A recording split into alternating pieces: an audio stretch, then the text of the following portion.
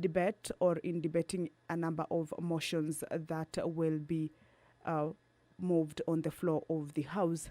Again, members this morning will also be considering a motion on the appointment of members to the Committee on Appointments.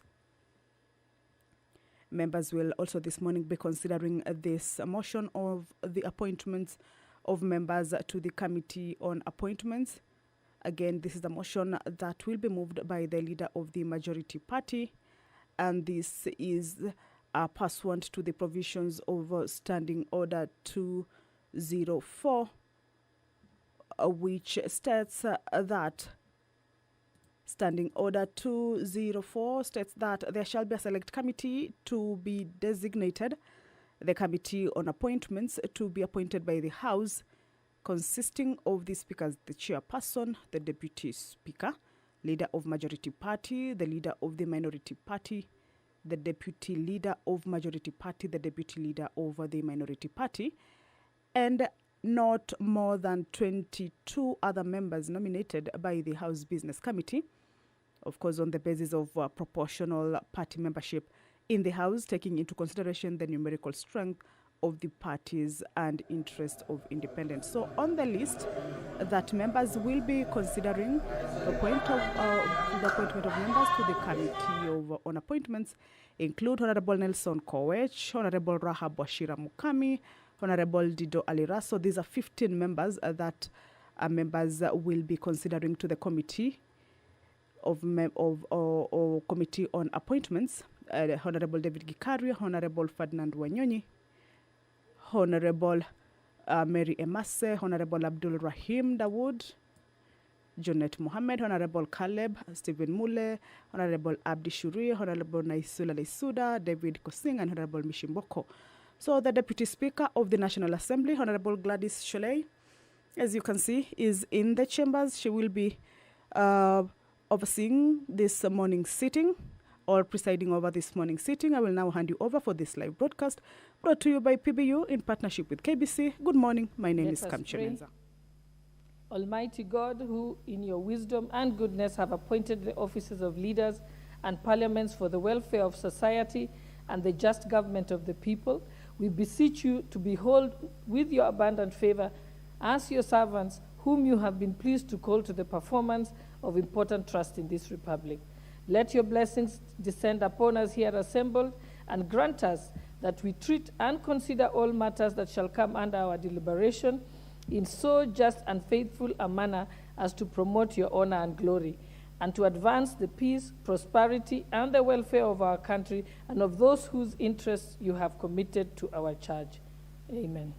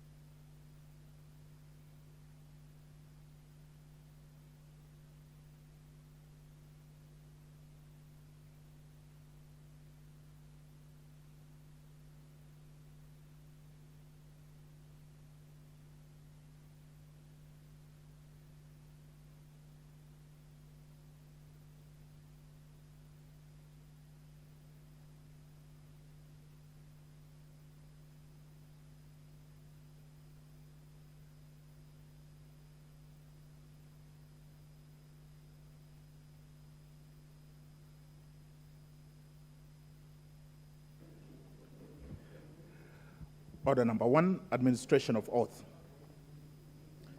Order number 2, communication from the chair. Order number 3, messages. Order number 4, petitions. Order number 5, papers. Order number 6, notices of motion. Order number 7, questions and statements. Order number 8, procedural motion, limitation of debate on motions. And honorable members, just for your information, I know that many members, in as many as 200 members, did not have an opportunity to make their maiden speech. I just want to inform members that your maiden speech is your maiden speech, whether you do it today, tomorrow, or in 2 months' time. And as is the practice of Parliament, you are normally given some leeway, no matter what the debate is about, you'll be given some leeway to make your maiden speech within that particular motion or debate. So there's no cause to worry. I personally did my maiden speech 2 months after I joined Parliament, and I had more than 15 minutes. I think now we can move on. Leader for the majority party. Thank you, Honorable Speaker. Honorable Speaker, it's indeed true what you say that a number of members were not able to make their maiden speeches.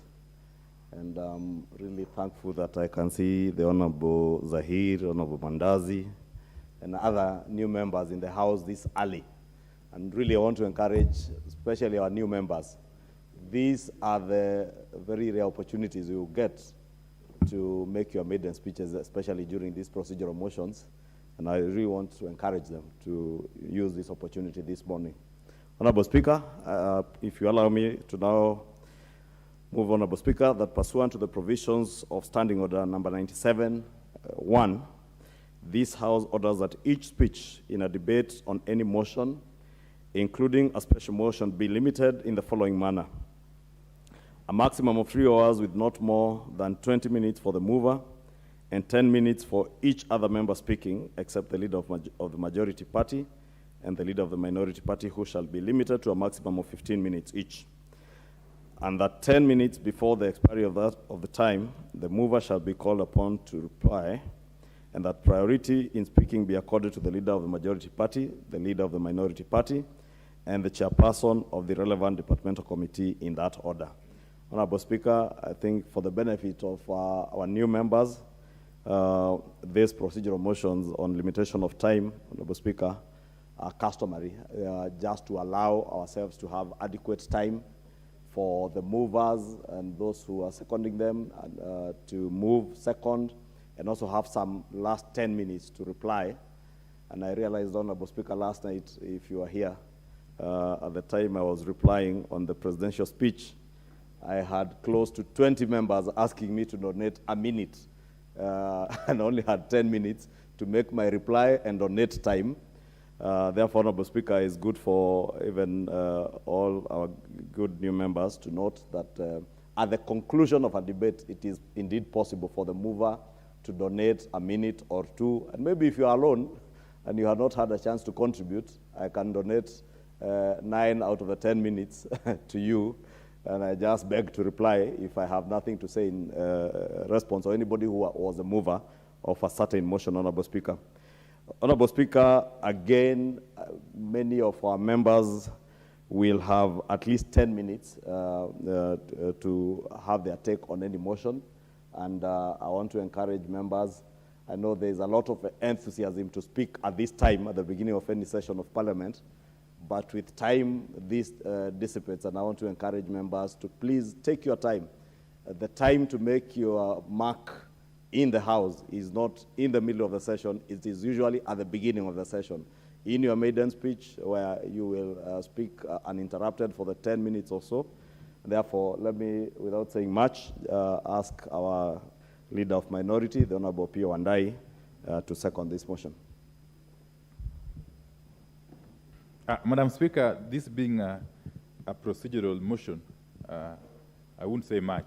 But before I second it, Madam Speaker, I want to obviously associate myself with the remarks that have been made earlier on on the enthusiasm and interest of members to make maiden speeches on the floor of this House, and indeed to contribute to motions. Now, Speaker, since yesterday, or yesterday but one, I've received numerous complaints from a number of members about logging in, pressing the button, and queuing for eternity. Some of them have made very interesting accounts that their positions in the screen, on the screen, I don't know how to call it, kept shifting, moving from 2 to 10 to 15, 30, back to 10, and so on and so forth. I know this could be an issue of technology, perhaps, but Madam Speaker, you know from tradition and practice, right from the 11th Parliament, we have had a situation where the Speaker has developed a practice of following the order of requests for making contributions, even though, of course, from time to time he has to balance other interests, the regions and so on and so forth, including even the opposite sides.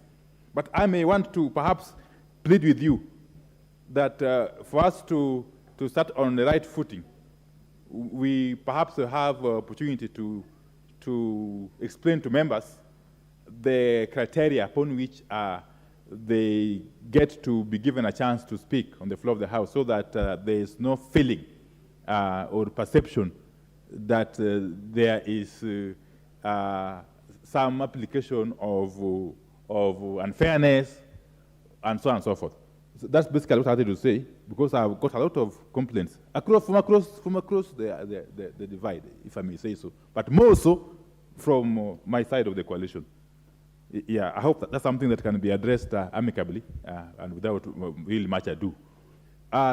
Two, of course, you know, these members are anxious to be seen to be talking, and that's why they're here, really. Their constituents want to see them on the screens, want to hear their voices discussing issues of national importance and issues of interest to them in the constituencies. Two, Madam Speaker, I wish to, of course, second the motion as moved by the Honorable Chungwa. It's basically really a matter of limiting time for debate, which has been a matter of practice and tradition. So without further ado, I second. Thank you, Leader of Minority. Before I propose the question, I do agree with you that it's important for members to understand the criteria. Yes, the standard criteria is that you follow the order in which one logged in. As to if numbers moved back and forth, I think the IT team will look into that if there was a challenge. Some members complained that they were in the list and then suddenly they weren't on the list and their machine went off. Others couldn't log in at all, but I think those matters will be addressed by the IT department. But yes, members, we do follow the order, but yesterday being the first few days of Parliament, it was also important that if 3 persons from one region were following each other, then the only correct thing to do is to balance by skipping to the nearest one from a different part of the country and different political party and so on, and also just making sure that there's also a gender balance. You may have seen that maybe Martin Wanyonyi was right at the bottom, but we did jump to him because he represents a certain class. But we will get to improve as we go along. So members, I think we will look into that. Thank you. I propose the question, which is that pursuant to the provisions of Standing Order 97-1, this House orders that each speech in a debate on any motion, including a special motion, be limited in the following manner. A maximum of 3 hours with not more than 20 minutes for the mover and 10 minutes for each member speaking, except the leader of majority party and the leader of minority party, who shall be limited to a maximum of 15 minutes each. And that 10 minutes before the expiry of the time, The mover shall be called upon to reply, and that priority in speaking be accorded to the leader of majority party, the leader of minority party, and the chairperson of the relevant departmental committee in that order. Can I see those who...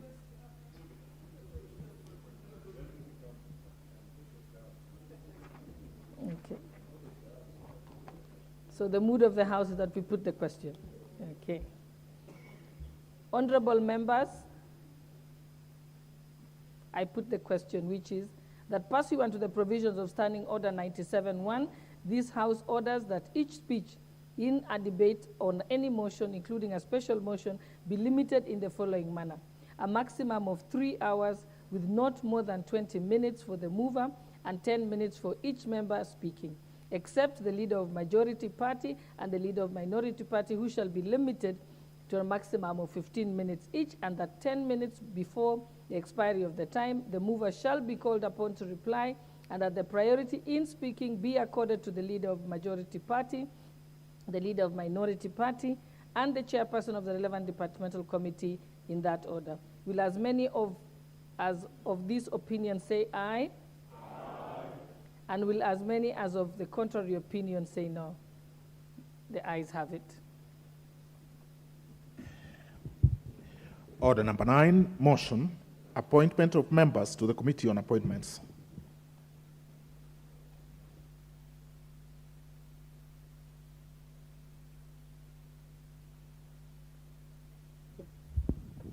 Leader of majority.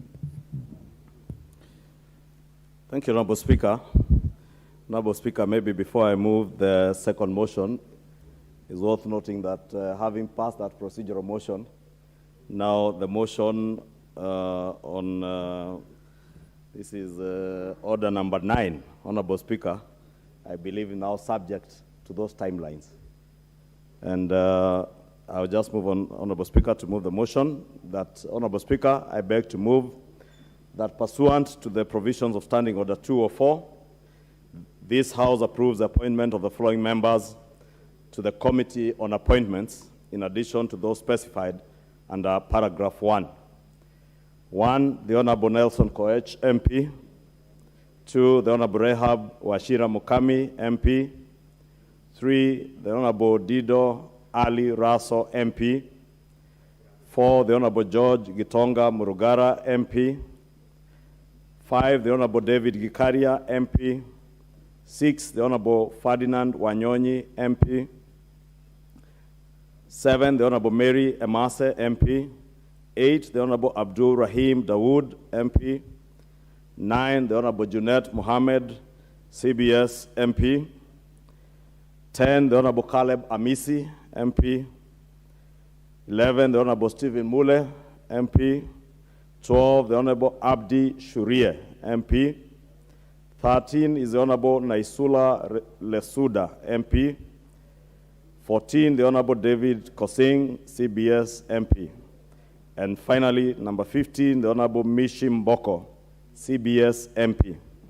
Honorable Speaker, it's imperative to note that this House, Honorable Speaker, ought to have approved this committee on appointments at least within 7 days on assembly of a new House. And Honorable Speaker, you know the challenges we had, and we were not able to do this. But pursuant to the Speaker's directives on the 6th, in his message on the 6th of October, you remember he did indicate that we need to have this committee set up by at least 12th of October, which, Honorable Speaker, I believe is today. So we are at least within time to have this committee in place, and members are aware that also His Excellency the President did convey a message to the House nominating for appointment certain persons to the offices of Attorney General, Secretary to the Cabinet, and those who will take office as Cabinet Secretaries. But for that to happen, for them to be able to take office, Honorable Speaker, members are also aware that they must go through vetting.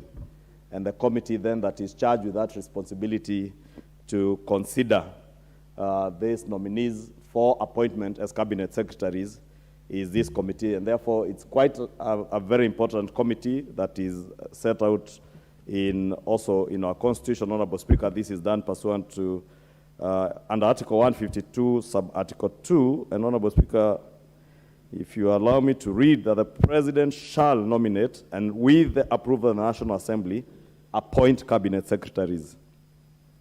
Honorable Speaker, that being a constitutional obligation that has been given to this House through this committee, then none of these cabinet secretaries, or indeed the Attorney General or the Secretary of the Cabinet, will take office and transact business on behalf of the people of Kenya and the government of Kenya until and unless they are approved, considered by this committee and approved by the House. Honorable Speaker, because I see the leader of Minority Emeritus, the Honorable John Mbadi, in a very animated conversation with somebody behind me. Let me also take this opportunity, Honorable Speaker, to thank the leadership of the minority party in the House. Because you remember, Honorable Speaker, in the 12th Parliament, we considered appointees or nominees to cabinet on one side of the political divide without the participation of the minority. And my hearty congratulations to the leadership of the minority in the 13th Parliament, because they have been very magnanimous and exhibited very good leadership. When we met at the House Business Committee yesterday, we were able to go through the list of proposed names, both from the majority party and the majority and minority parties, and we agreed unanimously on the names that are here before the House. And you will bear me witness that if you look at the names, Honorable Speaker, they are not just seasoned members of this House, but members who also represent various interests with a very good balance, both regional balance, ethnic balance. We have even considered religious balance and other interests in the country, Honorable Speaker, and to make sure that we afford the people of Kenya the opportunity, because these are things that we will do in a very transparent and accountable manner as a House. The people of Kenya will be able to follow us live on television as we vet the cabinet secretaries. And Honorable Speaker, it's also worth noting for the benefit of members of the public that indeed the Office of the Clerk of the National Assembly has already notified the general public of the details of the said vetting, and what awaits therefore is this committee to commence the necessary approval by this House. And I do want to believe, Honorable Speaker, that if there are any Kenyans out there who have memoranda, who have anything that they would want to submit to the House and the committee to consider during the vetting process, they know they have, I think, until Thursday of this week to be able to submit such memoranda. And I want to assure the country that this committee will consider all memoranda that are brought before the House, and we will be fair and just to everybody. Those who will submit memoranda will have a fair opportunity to be heard or their memoranda to be considered, but also afford those against whose names or persons memoranda have been submitted an opportunity also to be heard and to have their say before the committee. Honorable Speaker, I don't want to belabor this because I'm sure having passed the procedural motion, members are also eager to contribute, but I want to encourage all of us to support this. As I said, it's a committee that we have agreed upon between ourselves in the majority party and my colleagues in the minority. And again, let me once again commend the leadership of the minority that this time round in the 13th Parliament, and indeed this is the spirit we want to see going forward, as His Excellency the President did beseech the House, a bipartisan approach to issues. Honorable Speaker, none of the nominees who have been nominated for appointment as cabinet secretaries is assured of their job until the House approves. And Honorable Speaker, it is also important, even as we approve these nominees, soon we shall be changing our standing orders to have now whoever is approved as a cabinet secretary to appear before this House to answer to questions, statements, and matters that are of concern to members of the public. Therefore, let me just, even as we wish all the nominees all the best as they prepare to appear before the Appointments Committee. Also alert them that I am certain all these members in the 13th Assembly are very eager to hold them to account on their actions in public and in private, and also tell them early enough that His Excellency the President has made it clear, at least to those of us in the leadership, that he will allow Parliament to exercise our mandate without hindrance, without undue influence and interference. Honorable Speaker, we should relax when we see His Excellency the President appear for lunch. We must always remember him and the Deputy President are former members of Parliament, and it's good to be able to interact with members of Parliament. It's one of those few and rare opportunities when we get the executive coming for lunch in the legislature. Honorable Speaker, we continue to welcome them, but also we will do our work as members of Parliament to oversight and offer meaningful oversight on government. And I want to invite even those of us in the minority and even ourselves in the majority to exercise that oversight role and our representation role in this House without fear. I think His Excellency the President has also been emphatic that the days when you had to be coerced to take a certain political position are way behind us now. And nobody will be coerced, nobody will be intimidated to take whatever position, even in the approval of these nominees, Honorable Speaker, as we consider the appointment of this Appointments Committee. With those very many remarks, Honorable Speaker, I beg to move, and I want to again appeal to all of us, even as we debate the appointment of these names, Honorable Speaker, to be able to contribute to this motion, Honorable Speaker. Member for Kitui Central, what is your point of order? You know, Honorable Speaker, our standing orders do allow that when a member says point of order, he should be given a chance to say what is wrong with what is being said. Honorable Speaker, I'm listening to my friend, the Majority Leader, Honorable Kimani Ichung'wah, and he's saying oversight belongs to the minority side. I think our constitution is very clear. Oversight is the work of all members of Parliament, because in this Parliament we don't have the government in the House. So I would want to ask you, Honorable Speaker, to declare my friend out of order, because he's misleading Kenyans. Thank you, Honorable Speaker. Leader of Majority. Honorable Speaker, you know Dr. Makali Mulu is my friend, as he indeed says. But I think from where he's sitting, he was not listening to me. And if he was listening to me, he didn't hear what I said. Because I said I want to encourage those of you in the minority party, as I also encourage those of us in the majority party, to exercise our oversight role without fear of intimidation, without fear that anybody will coerce you, anybody will come to audit your CDF on account of your position, anybody will take you to DCI for the positions you take. Therefore, Honorable Makali, relax. You have nothing to fear. But indeed, what he's saying is true, and it's just what I had said. Maybe it bypassed his ears, that our role as members of Parliament is to oversight government. And that's why I did encourage us, even as we settle down and we have the House Procedures Committee, let us hasten to amend our standing orders to ensure that these cabinet secretaries don't grow horns as soon as they are appointed.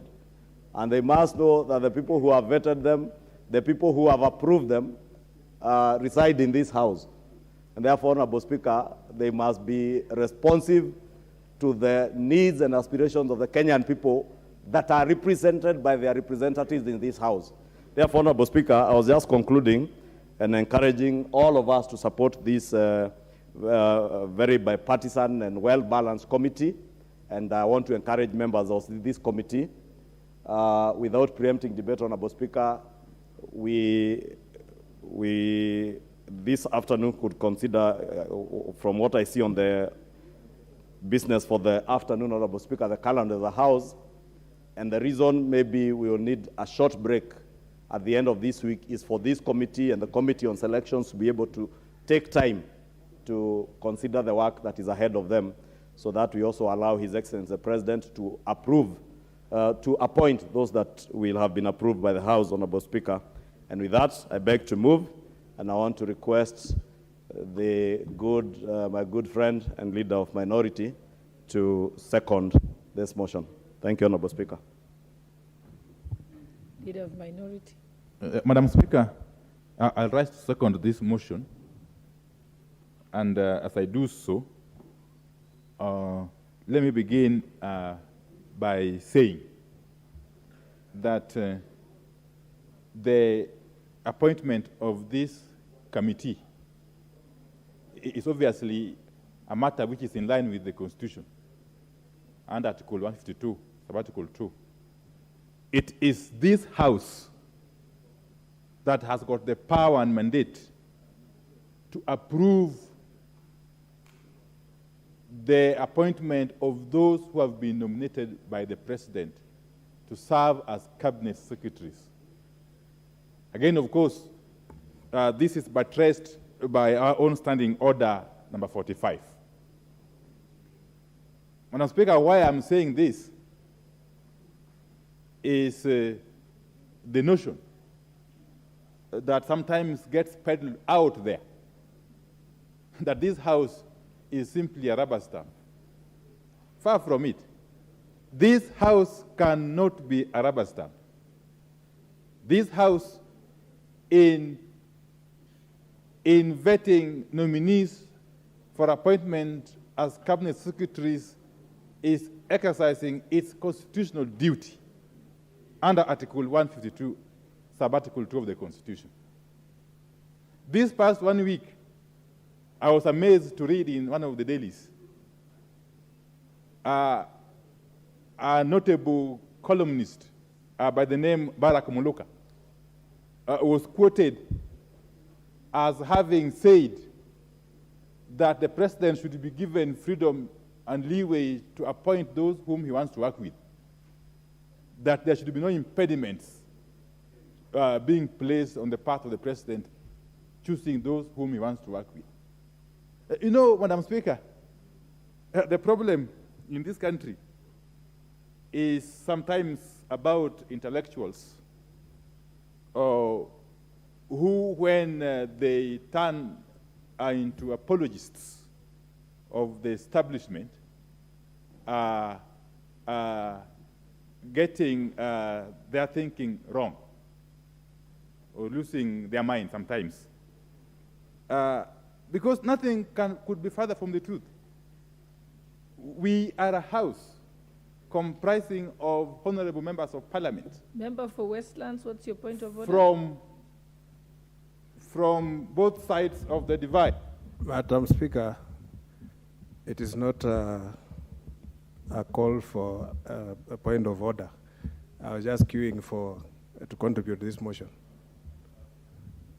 Okay, then maybe what we do, there is 50 requests to speak and 5 interventions of exactly the same number of people, the same people in that order. So maybe it's just better to remove your intervention button and be on the request queue, because you're all there. And I can name those members: member for Tharaka, member for Mumias East, member for Kachiliba, member for Malava, and each of you are actually in that order in the requests at the top of the page. Thank you, Madam Speaker. Of course, I hope you will indulge the honorable member for Westlands when the time comes. Madam Speaker, what I was saying is this is one of the most critical duties of the National Assembly of the Republic of Kenya under the Constitution of Kenya 2010. Madam Speaker, the idea of vetting persons nominated to be appointed as state officers is a very noble idea. And if you want to know how serious this exercise is in some jurisdictions. You can take a visit to the U.S. Senate, during confirmation hearings. It is such a serious exercise that the Capitol Hill comes to a standstill when the U.S. Senate is conducting confirmation hearings of nominees appointed by the President of the United States of America. And us being a presidential system, in line with the U.S. system, we need to equally take this exercise seriously. So the point I'm making here is, when this House sits, and indeed, under Article 152, Sub-Article 2, and Standing Order 45, this House in its entirety is the organ that does the vetting. The committee, of course, will do the nitty-gritties, but this House has got the ultimate power to reject or approve every single nominee.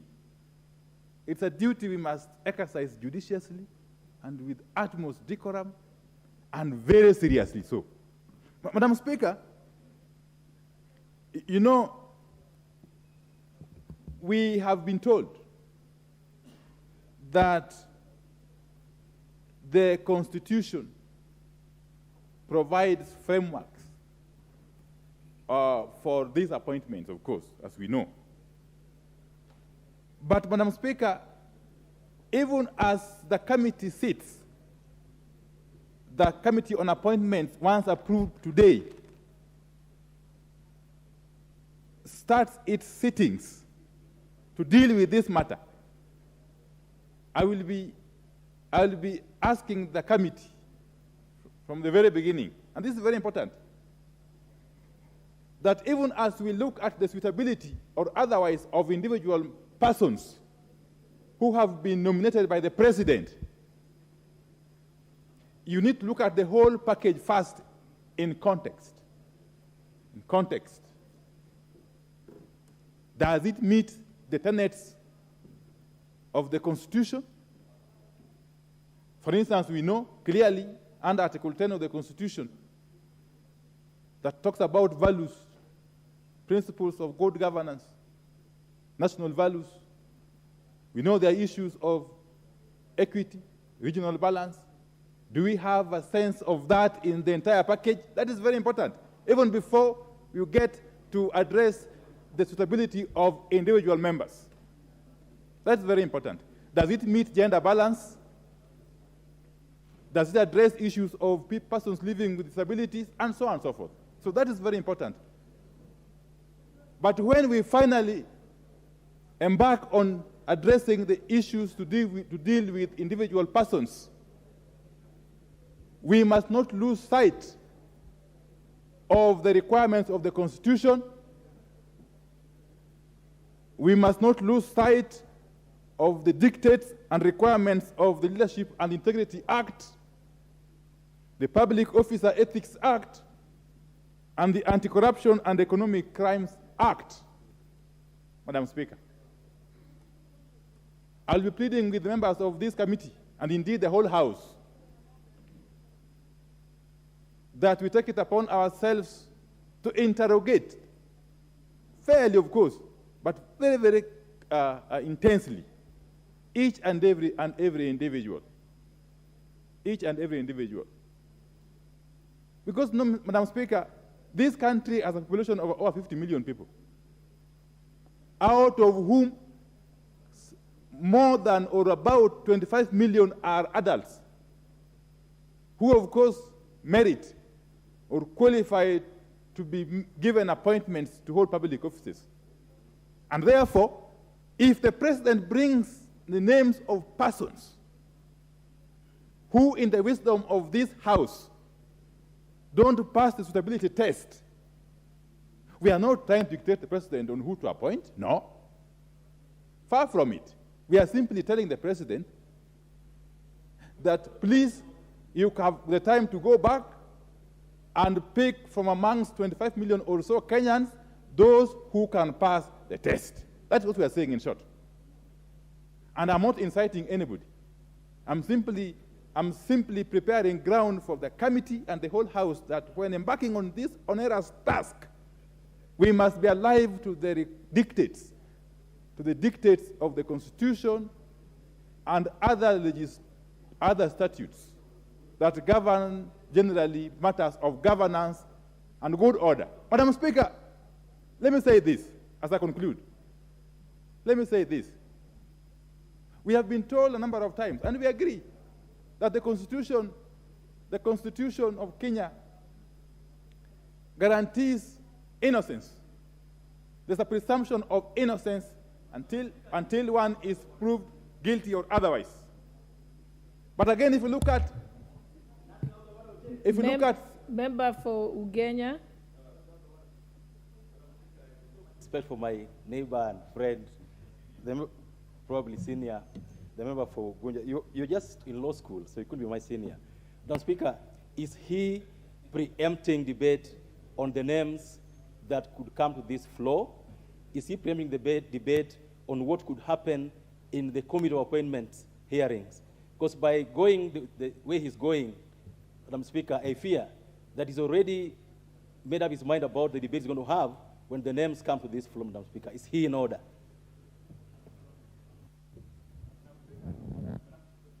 Madam Speaker, I've been very careful, if you've been keenly following my comments.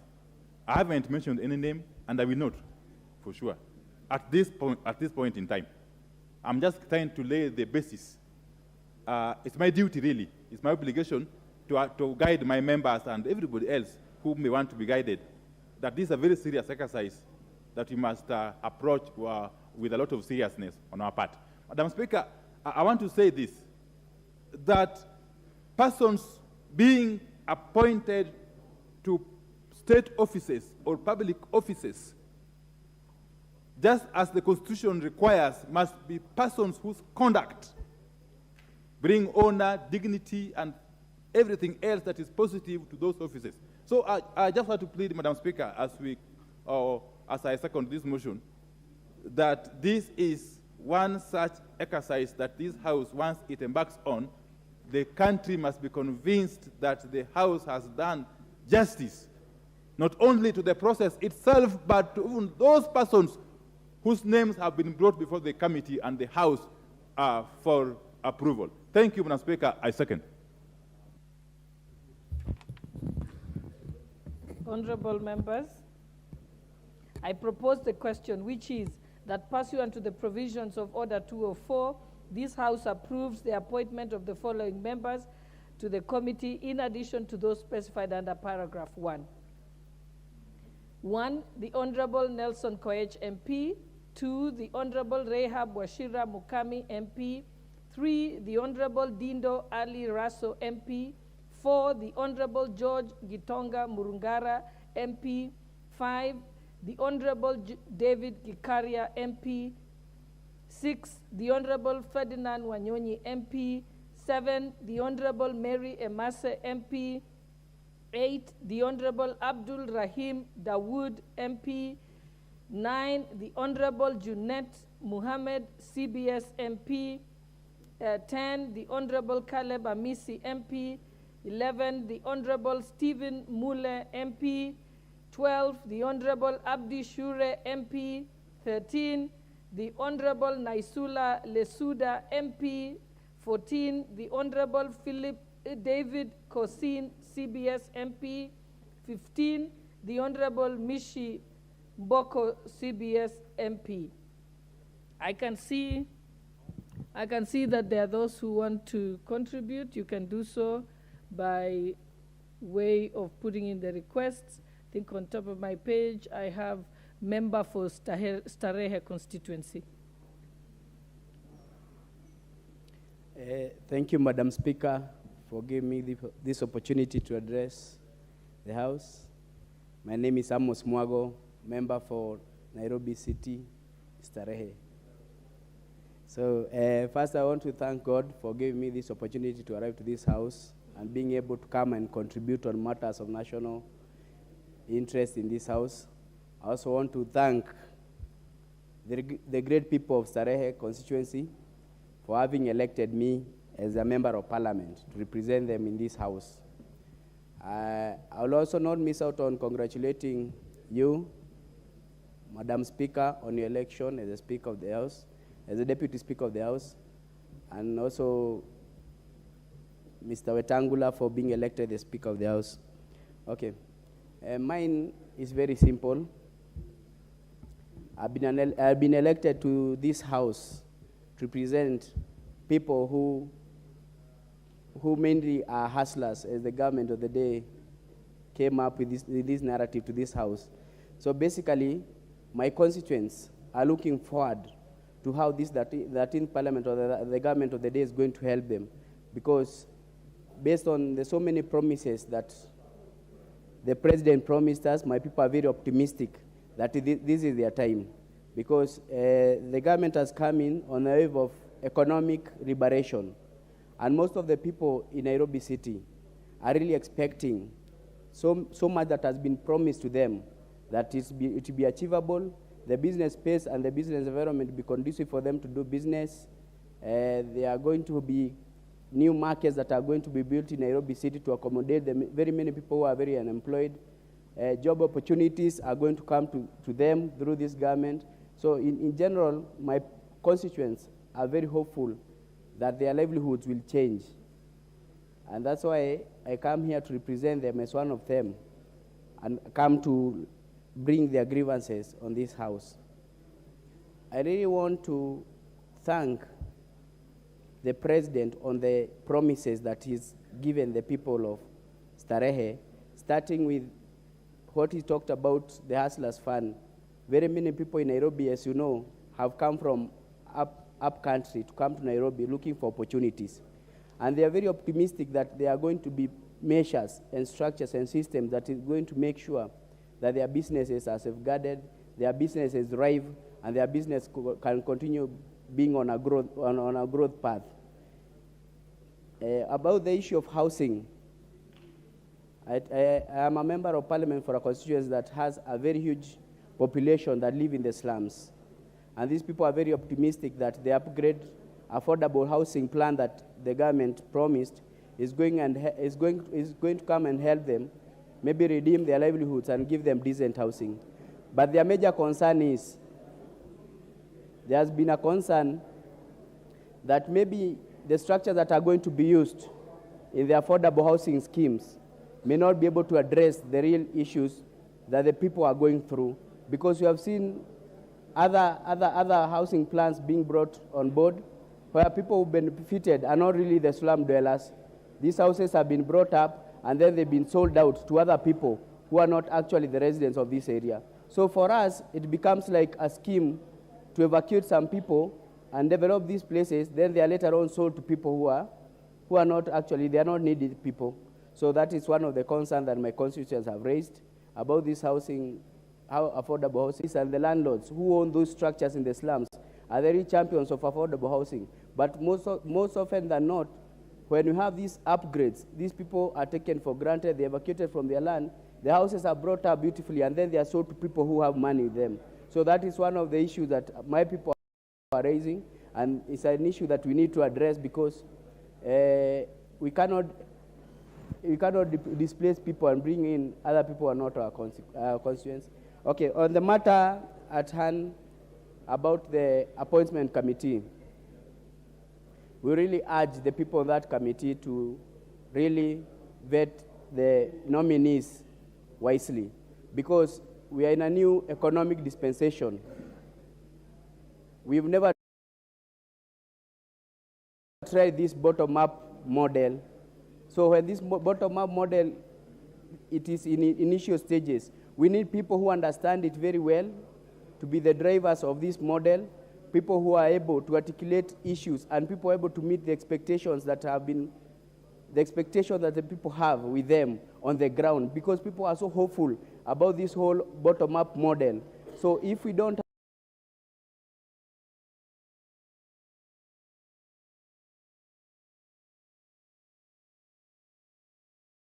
like for the Ministry of Trade, where most of my constituents are traders, the narrative has changed from being this big traders, but it has been brought to be about mamambogas, boda people, and what the people in the informal sector.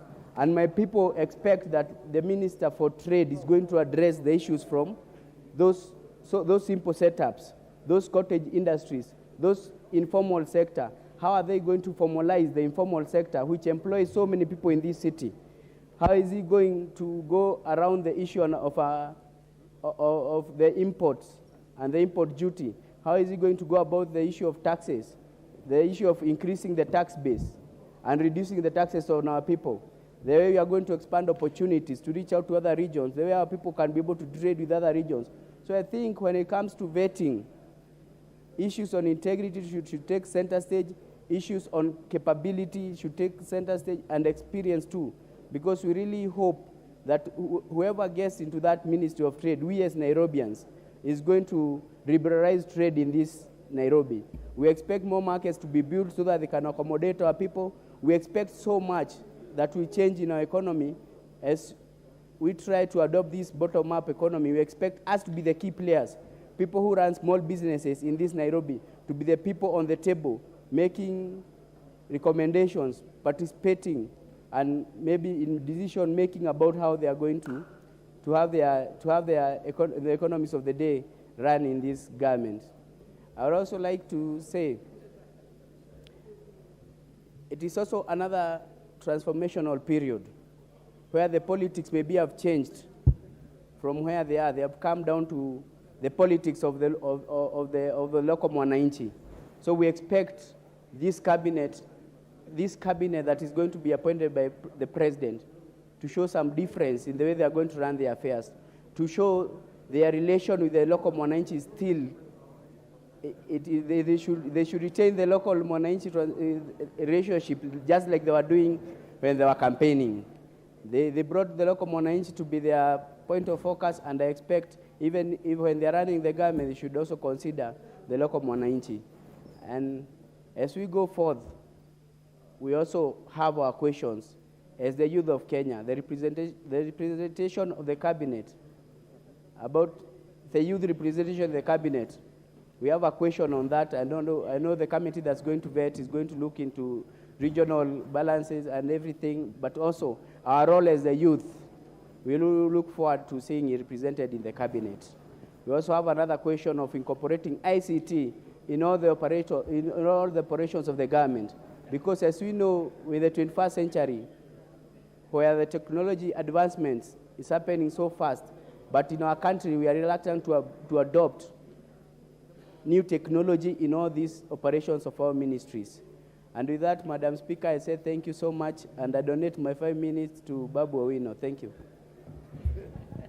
I think your time is up. I now call member for Kachiliba.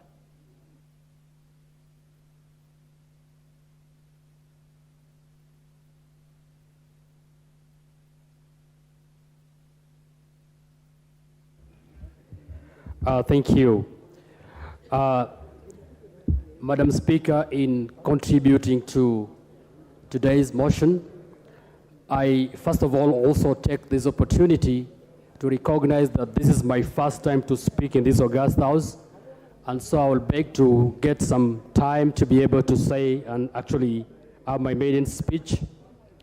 But above all, Madam Speaker, I want to thank the Almighty God for having allowed me the opportunity to serve the people of Kachaliba.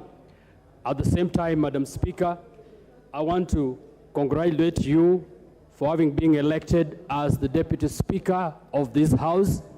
I actually know, I have worked with you before, I actually know the capacities that you have.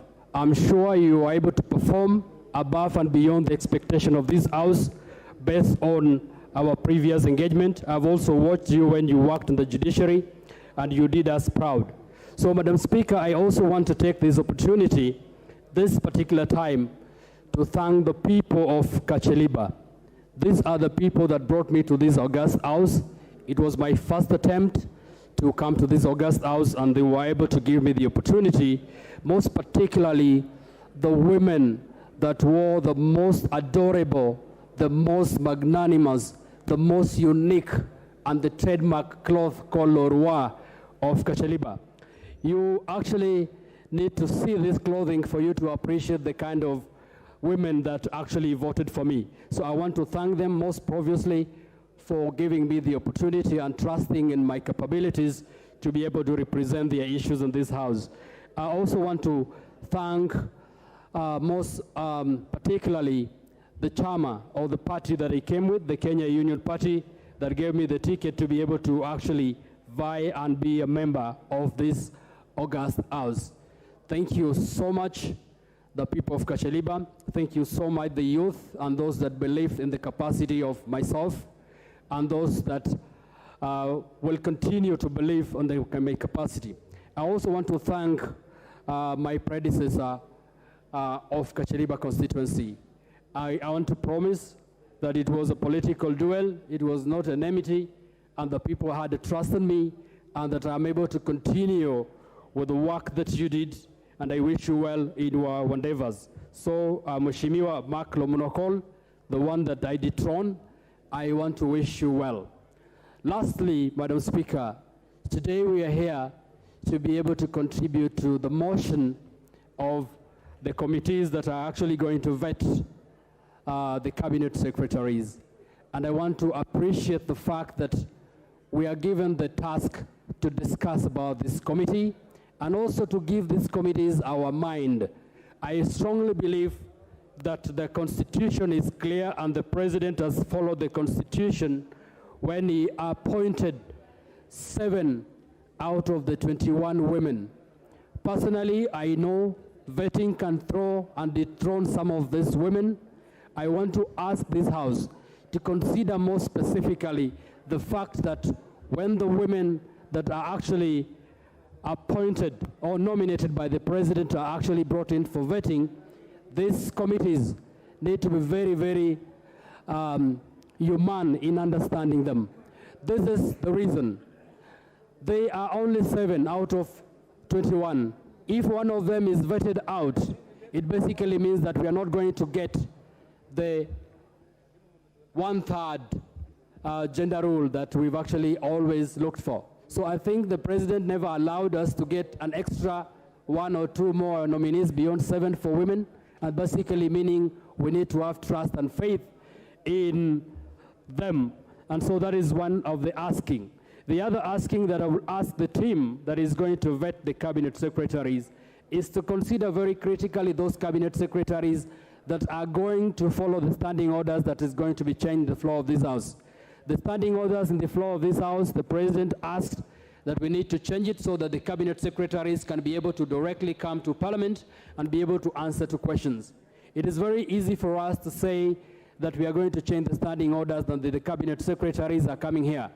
But I know the practice will be immediately they are sitting and they actually grow arms like the leader of majority said, they will be sending their representatives.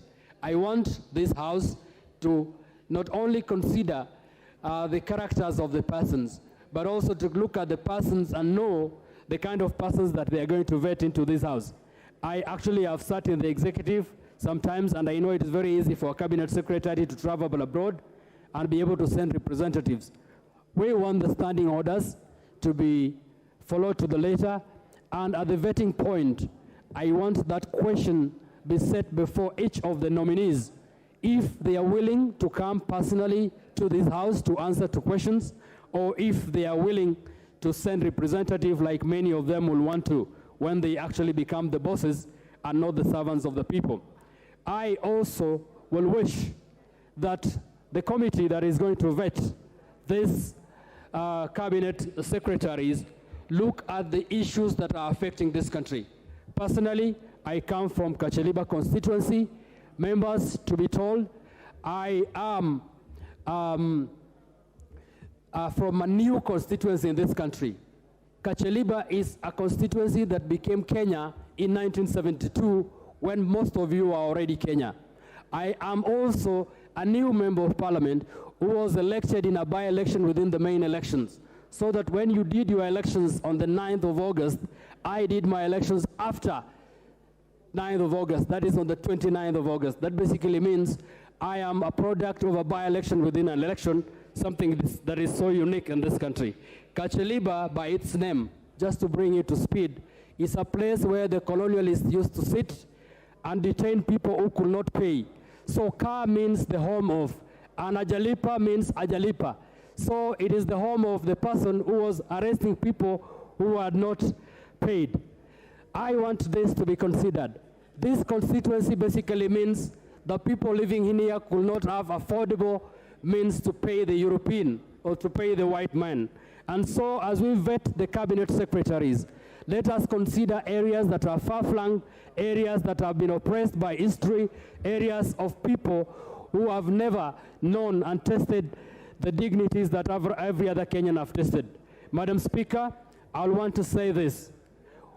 I come from an area that is bedeviled with insecurity.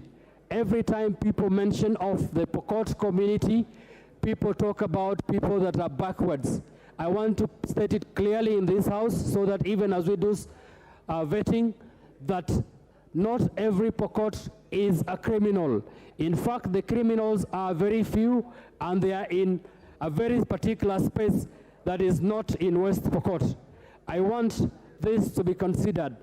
The person that will take in the security docket, the internal security docket, will be a person that needs to consider how to handle issues of insecurity differently. From Kenyatta government, Moi government, Kibaki government, the Kenyatta Junior government, insecurity issues of the Kerio Valley has been treated with a lot of disdain. We've actually seen security person going in after insecurity incidences, and what they can only do is to earn a per diem that is in millions of shillings, that these monies could have been used to change the socioeconomic situation of this place, Madam Speaker. And so when we are looking at the cabinet secretary that will deal with internal security, I want the team to look at a person that will come with innovative way of dealing with the issues of insecurity, Madam Speaker. Because if we continue doing it the way we've done it before, then we are not going to change the situation. We will be speaking about insecurity in these regions for a long time. And I want, Madam Speaker, to say, because I will not sit in this vetting committee, I will want to ask every member that represents us in this vetting committee to ask the cabinet secretary nominee to know that situations need to be taken differently. Otherwise, Madam Speaker, I want to thank you so much. I will repeat again, your capacities and capabilities are beyond what I know, and I know you're going to surprise this House. Thank you so much, this House, for listening to me in the vast speech, and thank you so much, the people of Kacheliba, for having the faith of giving me this opportunity to speak on your behalf in this House. Thank you. Thank you for your kind words, Member for Kacheliba. I now call upon Member for Kisumu Central.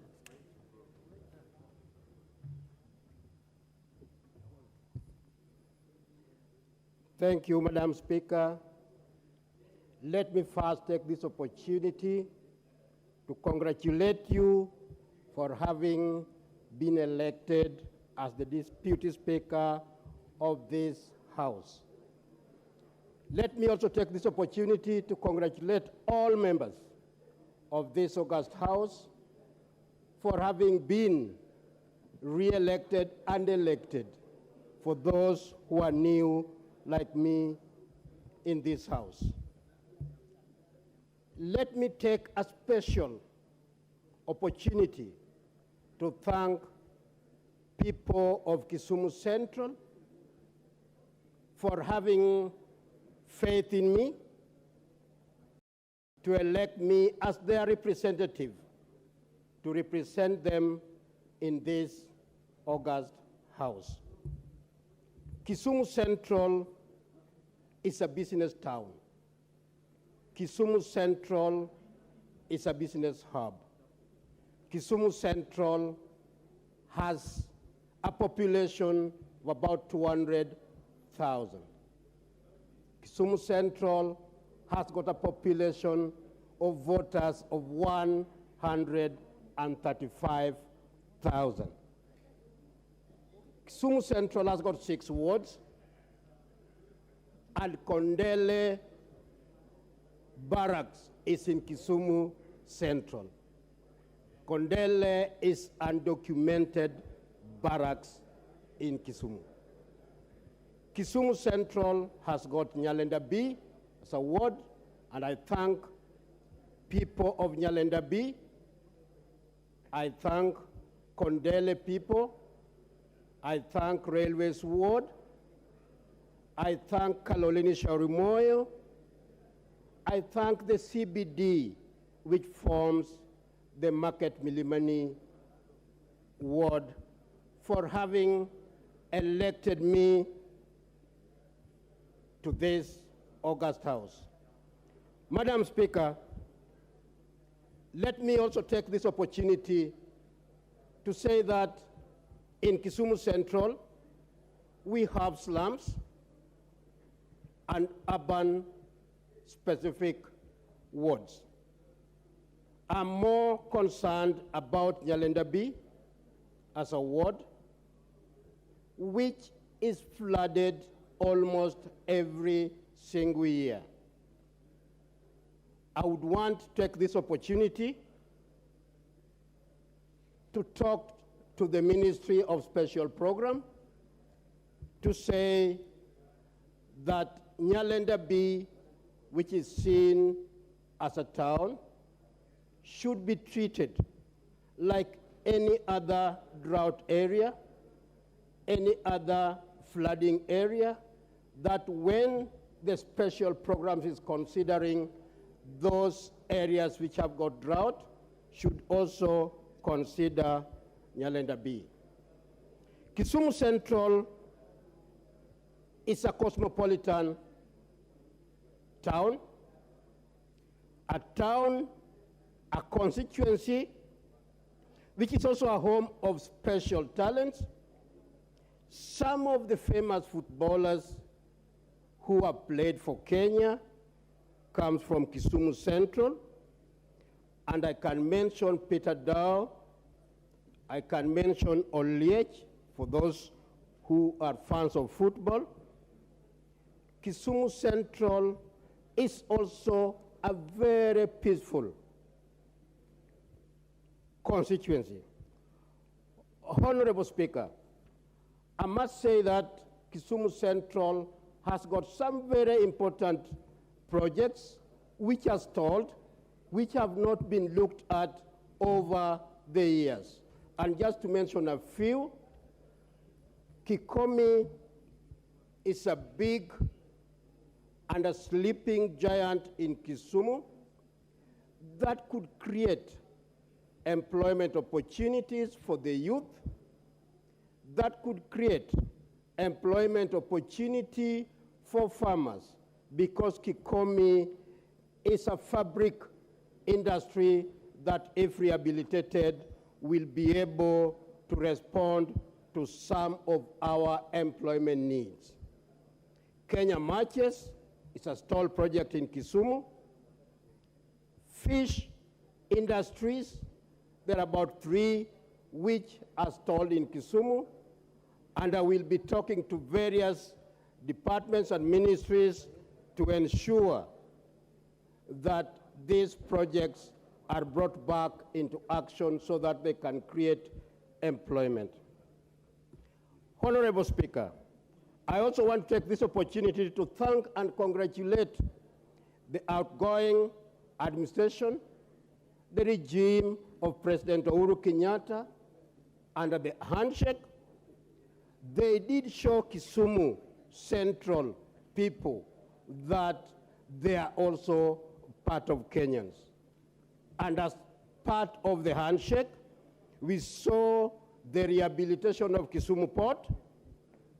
We saw the rehabilitation of railways line that is now moving up and down, improvement of some of the road networks, rehabilitation of the MV Uhuru ship, which is now a major transportation route to our neighboring countries, and revival of breweries, which is still ongoing.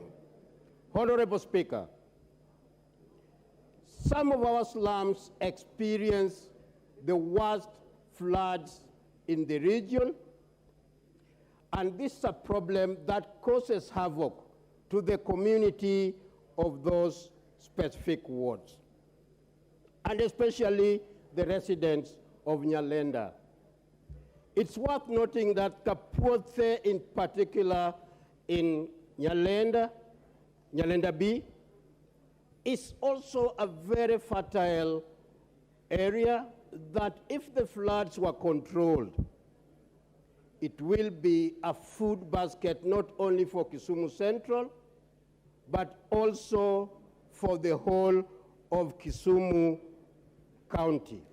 Honorable Speaker, in the very near future, I will be exploring with other development partners, the ministries, and also the county to see how best we can mitigate the floods so that we open up that particular area for farming, which will eventually create employment, but also supply the much needed food for the area. Madam Speaker, I will be seeking special or specific interventions from the programs, special programs department, the relevant ministries, but also to look into short-term measures so that the people who have been displaced, people who are staying in churches and other social areas can be supported when other areas with drought and other areas with floods are being supported by other programs. As we speak, Madam Speaker, I have residents who are still staying in churches because of floods, and our appeal to special programs have gone unheard. Kisumu Central is a business hub. Kisumu Central is a fast-growing constituency and town. Kisumu Central is a fast-growing city with a lot of opportunities, and I would invite other honorable members who are interested in business to come and invest in Kisumu Central as a business hub. And there are opportunities for tourism. There are opportunities for hotel and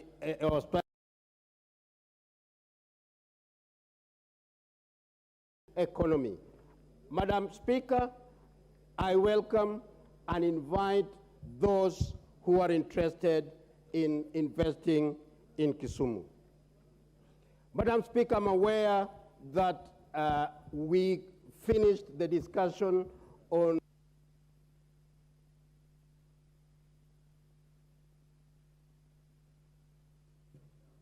Thank you, member for Kisumu Central. I now call upon the member for Gatundu South.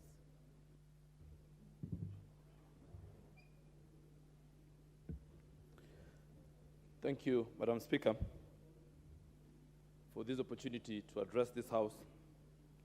This is my first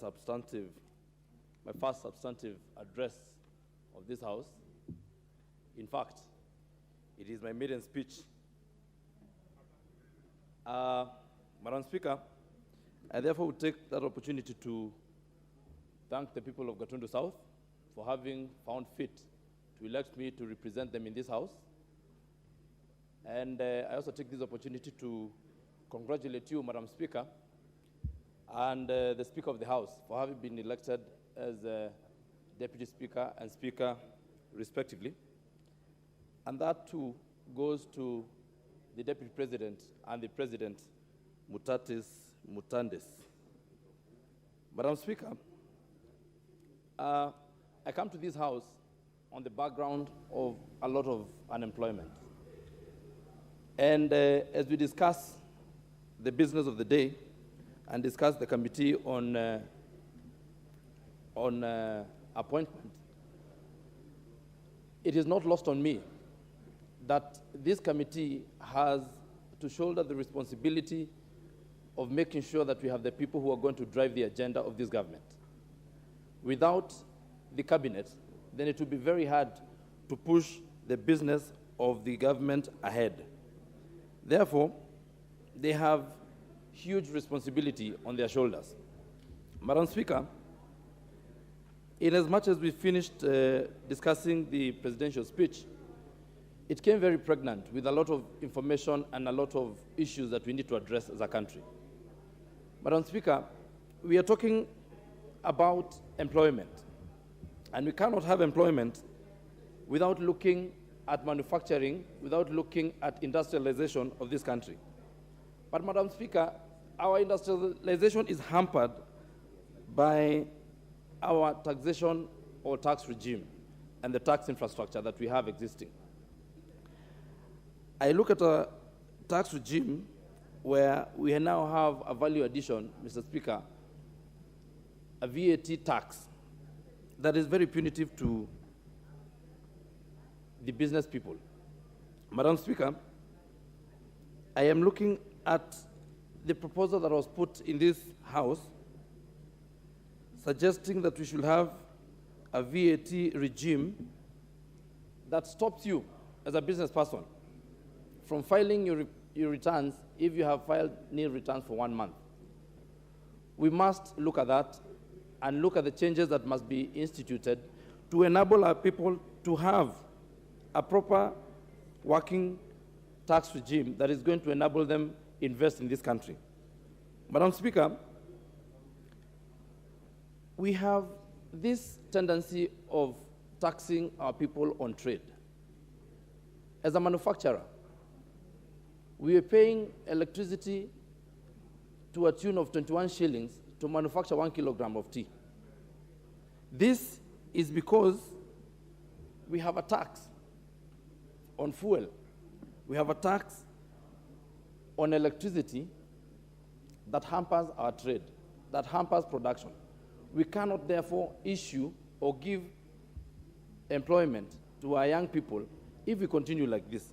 I would therefore ask the committee that is now here to determine who is going to be the cabinet secretary in charge of industrialization, in charge of agriculture, in charge of finance, to look at our tax system and please enable business to be conducted in this country. Madam Speaker, the people of Gatundu South are worried a lot because they're one bill away, one hospital bill away from abject poverty. I look at a situation where we must fix our health sector so that we achieve universal health care. But for us, Mr. Speaker, Madam Speaker, to achieve universal health care, we must address two issues.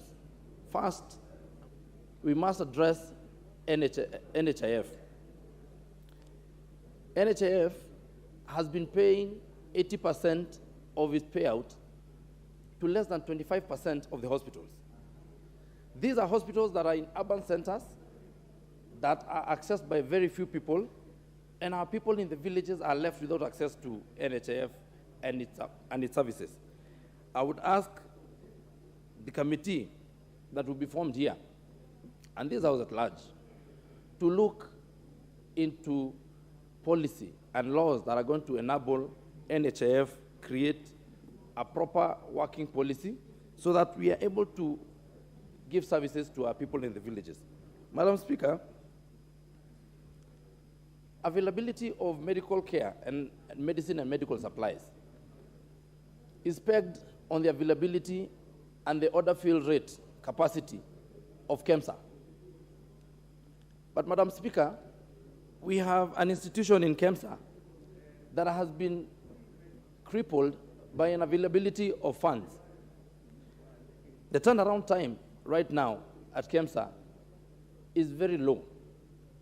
All this is because KEMSA is supposed to have a budget that it fills by its own operations. But this House had seen it fit before to allocate some money so that procurement of medical supplies and basic but very essential medical supplies is available to our people. Madam Speaker, I would urge that we capitate that organization so that our people have medical supplies available to them when they need it so that they do not die of very common and basic issues and lack of proper health care. Madam Speaker, I would also want to talk a bit about our importation. When you look at this house, you are looking at everything that has come from another country other than this. We have a robust textile industry if given proper support. This is what would create employment for our people, because we cannot talk of development when we have a deficit of payment that is running to 2.5 billion US dollars in the last 1 year. Madam Speaker, for us to stop this, we must create again a tax regime that hampers importation of essential goods that are capable of being manufactured here and encourages the manufacture of the same, so that we create employment and we improve on our balance of payment. We need to do value addition. Where I come from, we have produce like tea, coffee, avocado, and other agricultural produce. But this agricultural produce goes to the market at a very low value. We control the world trade on tea. We are #1 exporters of tea as a country. The tea that we export is probably worth about $15 billion in a year. But we only get to benefit from 1.5%, from 10% of it, which is 1.5 billion US dollars in a year. Madam Speaker, we must enable our people here to value add our produce. Without value adding our produce, then we lose out on a lot of money that is supposed to be in this country. And it goes to other countries, and that money is repatriated to other countries. Madam Speaker, that will not be done if we do not reduce the bureaucracies around packaging materials. The greatest impediment to value addition in this country is tax on value addition materials and packaging materials for such produce and other produce, Madam Speaker. Madam Speaker, we have, again, a tax regime that goes to our people and hampers production again, because what should have been taxed at consumption or as wealth is taxed as trade. Therefore, Madam Speaker, I want again to thank the people of Gatundu South for having found it fit to be represented in this house by myself, and also to assure them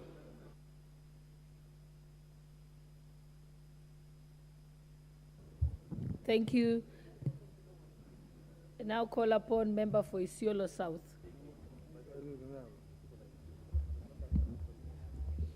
Thank you, Madam Speaker, for giving me the opportunity.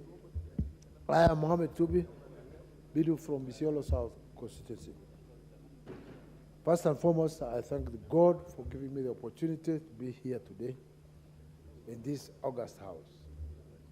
Secondly, I thank the people of Isiolo South for giving me the opportunity. I tried it last time, and I thought I went through, but this time they gave me the opportunity, and here I am.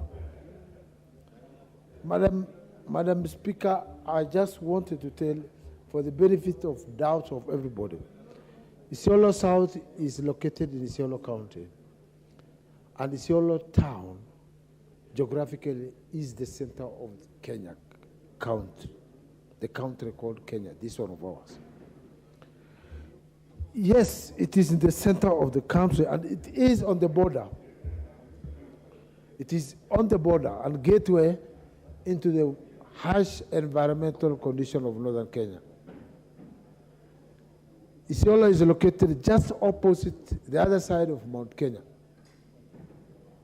When we hear about Mount Kenya, we talk about Mount Kenya the north, Mount Kenya the south, Mount Kenya the east, and we don't talk about Mount Kenya the south. the north.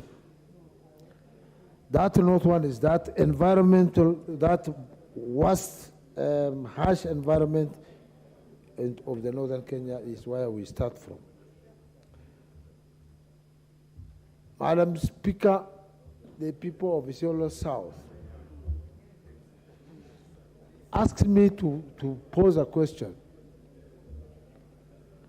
that my predecessor in the 12th Parliament and 11th Parliament,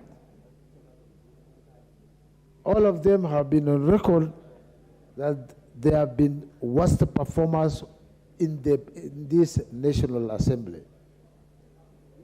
In the sense that they have been recorded that they have never participated in the debates in this House. And they blame the same on the speakers. I mean, Emeritus Justin Muturi. I don't know whether that is true, but that is what they say. Because of that, I have to give exactly what Isiolo South is all about. Isiolo South borders Garissa on the other side, borders Wajir on the other side. And this other side, it borders Meru County. And if you look at Meru County, just our neighbors, is well developed. Isiolo is known as a start of where problems are, both in security, on the issue of insecurity, on the issue of livestock death and all the, drought and all these things. And education-wise, it is amongst the counties which are, the constituencies which are lagging in education. Simply because we have a good constitution, a wonderful constitution, which talks about opportunities for everybody. Every Kenyan, because Kenya belongs to all of us, Kenya belongs to all of us, and we are supposed to get equal opportunities of whatever is supposed to be given out. That is what we are lacking in Isiolo South and the entire North. In the drought we are talking about right now, which is ravaging the country, that drought starts from Isiolo the worst part of it. In Kenya we have four kinds of people. The agriculturalists who are farmers, the fishermen at the lake, those ones in towns, and the pastoralists.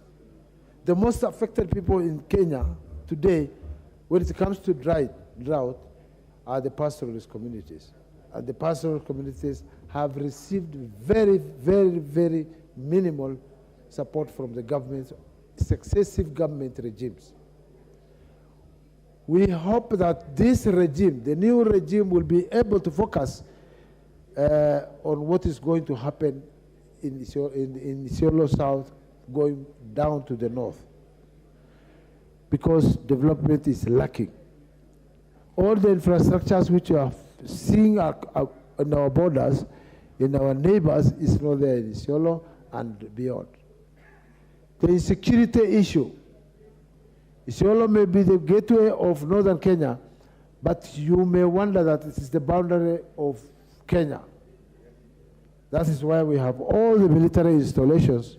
Instead of it being on the border, we have military installations in Isiolo, stretching over to Garissa and to Turkana, I think. Why should we have this one? Because military installations are supposed to be at the border of the country. That means I attribute the insecurity of northern Kenya to some of these plans which were done at independence, where installations, military installations, are placed in the center instead of on the border. Isiolo is always faced by insecurity. We have our neighbors. Porous borders has been one of the issues which we are getting problems with. Madam Speaker, Isiolo is supposed to be changed. Northern Kenya is supposed to be changed by this regime. We have been marginalized from independence. We expect that now, the new Constitution 2010, we expected that something has to change. But the way things are going now, the way things are going, unless it is being stopped, it's going to be the worst. I'm saying this because in the last parliament, there was the issue about 1 man, 1 shilling, one vote. And we are being blamed for being, our population is low. You cannot blame us when we live in that environment where we cannot, it becomes a problem for ladies or men to be able to produce and give the population the way the others are doing because of the harsh environmental conditions. So, Madam Speaker, it is now your turn, and the majority leader has been an advocate of 1 man, 1 shilling, 1 vote. And I think we have to discard that one. We have to help one another develop. The counties which have not been developed from independence should be brought up to the level, if not equal to those ones which have developed, but we can be able to make them at least be next to, at least development is supposed to be seen in those areas. I'm saying this and I'm praying. We have the land matters in Isiolo. Land, the community land. The northern Kenya, the rangelands are still under what we call community land. And the community land is supposed to belong to the communities of that county. And the communities of that county are pastoralists and sometimes nomadic pastoralists. That does not mean that there are no people in those rangelands. They are there. Our fight all through and insecurity all through has something to do with the resources and development, like I said earlier. And we have to think about this government now to at least face the northern Kenya, starting from Isiolo South and Isiolo Central, Isiolo North. That is the gateway into the vast northern Kenya. We have developments which have come up, Madam Speaker. Lapset is coming there. There are big projects earmarked for those areas. But are we getting the right thing? If Chinese who have been given the contracts bring their vehicles, thousands of vehicles to do the work, and bring cashews from outside, then are we getting our share bet is a question we have to do. Madam, with those few remarks, I say I thank Isiolo South, members of public, those who have voted me in, and I assure them that I will be there for them every time. Thank you, Madam Speaker. What's your point of order, member for Emuhaya? Honorable Speaker, I rise on a point of order on standing order number 95. That when you check the order paper, the next matter is dealing with the selection committee. And honestly, if you look at the progress of contributions, members are also digressing very well to use it to get to their maiden speech. And therefore, they can still proceed and do that even in the next order. So I want to ask that the mover be now called upon to reply. Thank you, Honorable Speaker.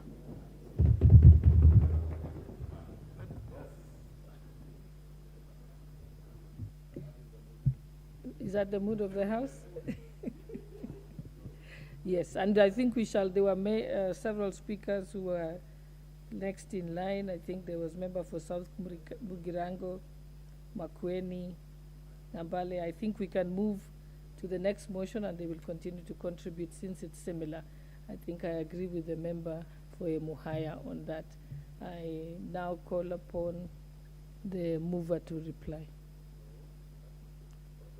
No, is it? I just put the question, okay.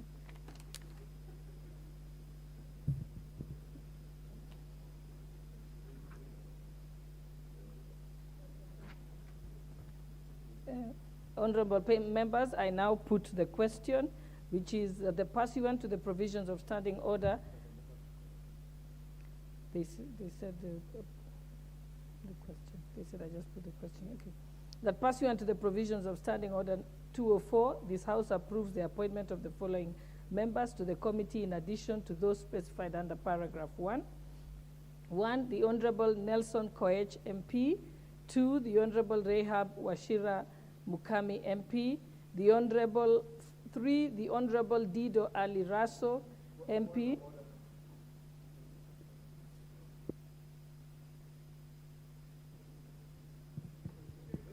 Standing, yeah. And I prefer, I think, Honorable Member for Seme, you should allow me to finish first. And yes, and you cannot shout point of order. I can see the intervention.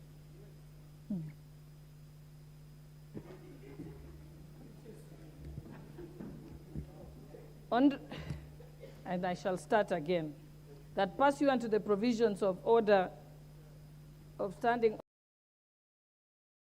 order 204, this House approves the appointment of the following members to the committee in addition to those specified under paragraph 1. 1, the Honorable Nelson Koech, MP. 2, the Honorable Rehab Washira Mukami, MP. 3, the Honorable Didi Ali Raso, MP. 4, the Honorable George Gitonga Murungara, MP. 5, the Honorable David Gikaria, MP. 6, the Honorable Ferdinand Wanyonyi, MP. 7, the Honorable Mary Amasa, MP. 8, the Honorable Abdul Rahim Dawood, MP. 9, the Honorable Junet Muhammad, CBS, MP. 10, the Honorable Caleb Amisi, MP. 11, the Honorable Stephen Mule, MP. 12, the Honorable Abdi Shure, MP. 13, the Honorable Naisula Lesuda, MP. 14, the Honorable Philip Kosin, David Kosin, CBS MP. 15, the Honorable Mishimboko, CBS MP. Will as many as of this opinion say aye? Aye. And will as many as of the contrary opinion say no? The ayes have it.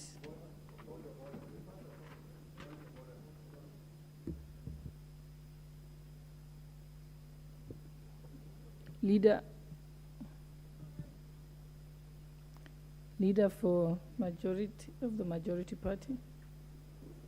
You announce first, yeah?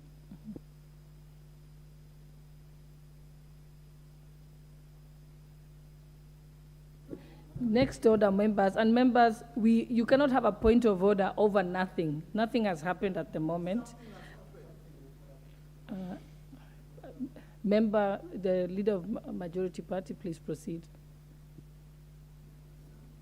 Thank you, Honorable Speaker. Honorable Speaker, I beg to move that pursuant to the provisions of Standing Order 172,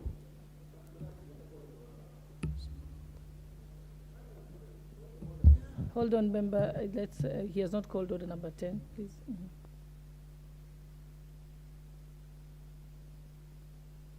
What's your point of you haven't even pressed the intervention button, so I will. Oh yes, I've seen you. All right, 036. Nominated member John Buddy. Thank you, Madam Speaker.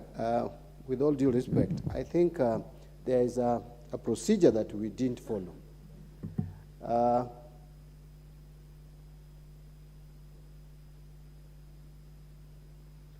Madam Speaker, there is a procedure that we missed as a House.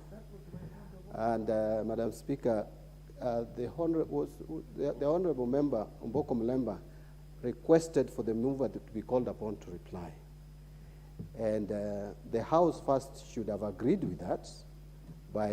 We thought when you are rising to put a question, you are going to put a question on the House to give authority for the shortening of the debate for the mover to reply. So that didn't happen, and the mover has not replied to the motion. So we could not proceed to vote on the motion before the mover replies. So even before we go to the next order, Madam Speaker, let's get back and correct the procedure on the previous motion. Thank you. Madam Speaker. Madam Speaker. I'll call upon then the mover to reply. on the original order. Then we shall come back to the next one, the next motion. Yeah. Okay. Yeah, I asked if that the mood of the House.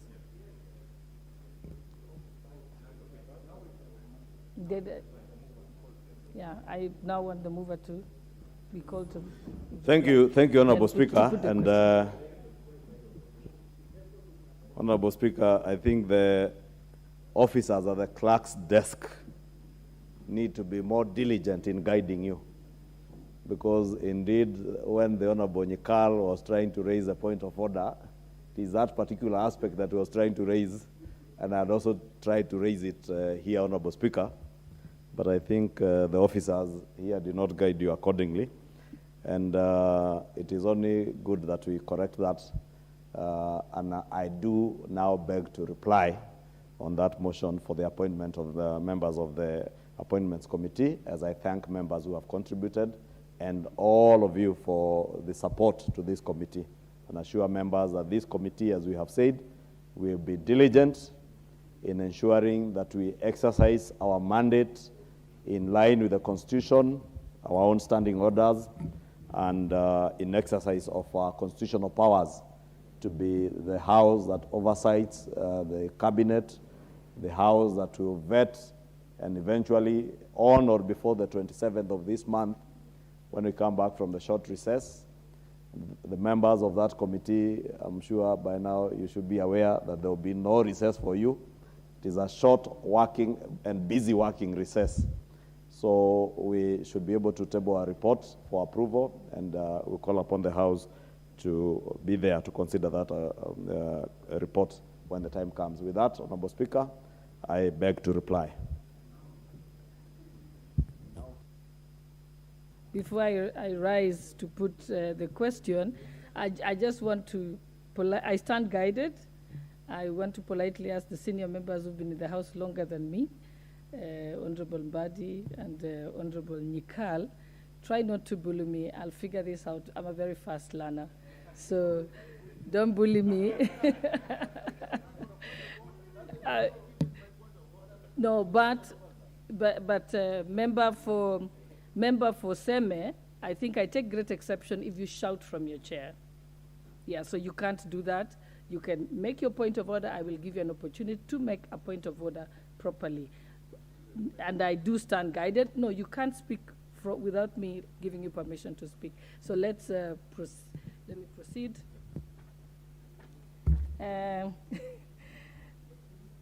Honorable members, I now put the question that pursuant to the provisions of Standing Order 204, this House approves the appointment of the following members to the committee in addition to those specified under paragraph 1. 1, the Honorable Nelson Koech, MP. 2, the Honorable Rahab Washira Mukami, MP.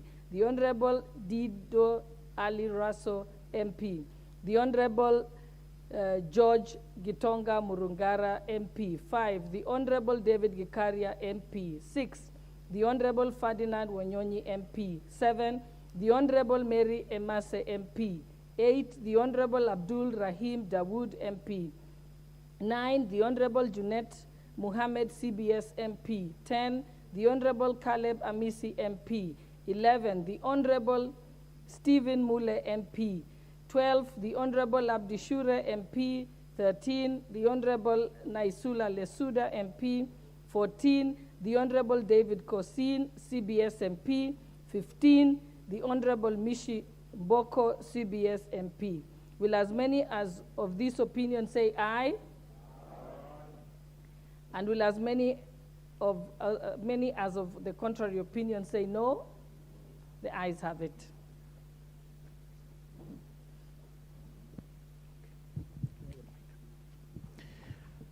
Order number 10, motion, appointment of members to the Committee on Selection.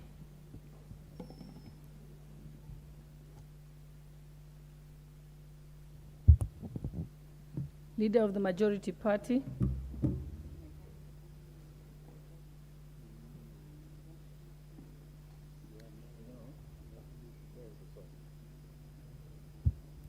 Thank you, Honourable Speaker. And Honourable Speaker, I now beg to move that pursuant to the provisions of Article 172, this House approves the appointment of the following members to the Committee on Selection, in addition to those specified under paragraphs A and B. Honorable Speaker, I would beg to move this motion in an amended form on some of the names, and I will indicate, Honorable Speaker, where I intend to do that. And that's only on the majority side. Honorable Speaker, number 1 is the Honorable Eric Karemba Mushangi Njiru, MP. Number 2, the Honorable John Kiarie Wawero, MP. Number 3, the Honorable Beatrice Kahai Adagala, MP. Honorable Speaker, number 4, the Honorable Jafet Miriti Karekembuki, CBS MP. Number 5, the Honorable Julius Kipbiwot Meli, MP. Number 6, Honorable Speaker, in place of the Honorable Joash Nyamoko Nyamache, to put in that place the Honorable Silvanus Osoro, the Chief Whip, MP. The Honorable Mother Wangare Wanjira, MP. The Honorable Dr. Robert Pukose, MP. Honorable Speaker, number 9 is the Honorable Lea Sopiato Sankaire, MP. Number 10, the Honorable Anne Muratha Wanjiko Mogo, MP. Number 11, the Honorable Caroline Jepto Ngelechei, MP. Number 12, the Honorable Joseph Majimbo Kalasinga, MP. Number 13, the Honorable Junet Mohammed, CBS MP. Number 14, the Honorable Joshua Kimilu, MP. Number 15, the Honorable Jessica Mbalu, MP. Number 16, the Honorable Julia Sunkuli, EGH, MP. Number 17, the Honorable Samuel Arama, MP. Number 18, the Honorable Ken Chonga, MP. The Honorable Nabi Nabuera, MP. Number 19. Number 20, the Honorable Mulhair Harun, MP. And lastly, number 21, the Honorable Ali Wario Guyo, MP. Honorable Speaker, as I've noted, other than what is already published on the order paper, the amendment of the majority side is to include the Chief Whip in place of the Honorable Joash Nyamoko. And I think we've done that just pursuant to the regional balance that we have tried to achieve. The Honorable Joash Nyamoko hails from the same region with the Honorable Chief Whip, and it is indeed important that the Whip be present in this elections committee. Honorable Speaker, these committee members will appreciate, and I know those in the leadership, both in the minority and in the majority, have had a lot of engagements with members who are seeking to be placed in certain committees. And I have seen people queuing outside the office of the leader of minority, just like there are people queuing outside my office and that of the whip or the deputy leader of my majority, seeking to be placed in committees. And it's good for members to appreciate that this is a committee that is under our standing orders, that is charged with the responsibility of placing you in committees. Not the leader of minority, not the leader of majority. It will be this committee. These members are the members now that you need to engage to place you in the committees of your choice. But I'm certain, as we have done in the majority party, we had given our members the opportunity to pre-list the committees of their choice.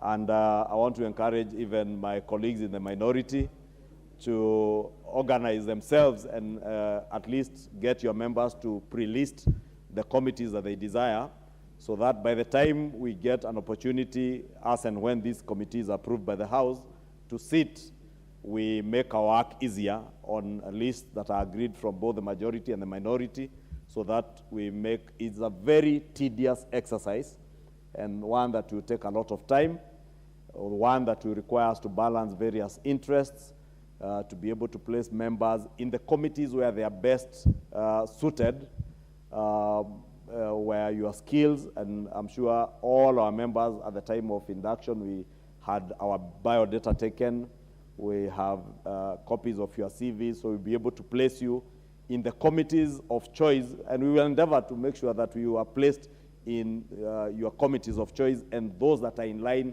with your skills and competencies. But also, I want to appeal to members, because I have seen, for instance, on our side, on the side of the majority, Honorable Speaker, the members who had requested to be listed in the 8 or so slots that we have on the majority side. In the Committee for Transport, I was just looking at the numbers last night, 79 members desire as their first choice to be listed in the Committee for Transport. And I know it is because of the challenges that members have in their constituencies with roads and infrastructure in our backyards. But I want to assure members, as much as you may not all 79 members in the majority cannot fit in that one committee, we will endeavor to list the 8 who will be lucky, the selections committee will find suitable to sit in that committee. Of course, considering, like we have done even in this committee, regional, ethnic, party balance, including representation of our independents. And you see even in the selections committee, the Honorable Ngelechei is there representing the independents in this elections committee. The Honorable Caroline Jepto Ngelechei is there representing. Our small parties are also represented in this committee, and therefore we will take care of the interests. And I want members to trust that this committee will be diligent, will be fair and just to each and every one of us, to make sure that we serve in committees where we'll give our best to the service of our nation. Honorable members, as I have indicated, it may not be possible to place everybody in their first choice, but we will endeavor to place you either in your first, second, or third choice. We'll encourage you to engage with members of this committee with time, and also to be very understanding. And as I said, I've also encouraged the leader of minority to hasten together with your leadership to get the list of members who you may nominate to certain committees, so that by the time we meet, most of the groundwork will have been done, and the committee just sits to ensure that there is a proper balance, that we are placing the right people in the right committees. And lastly, it's just to indicate to members of all of us as members that every committee of this House is as important as any other committee. And being a member of Parliament, you have the opportunity to attend committees of any committee that you want to attend. Nobody stops you from, if you are a member, for instance, of the Transport Committee, nobody will stop you from attending in line with our standing orders. You just need to notify the chair in advance. You want to attend the Budget Committee meetings, you want to attend the Energy Committee meetings, and if you have an interest, for instance, in water and irrigation, because I've seen most of the members are requesting to either be in transport, budget, water and irrigation, health, energy, public accounts committee. Nothing precludes you from attending those committees.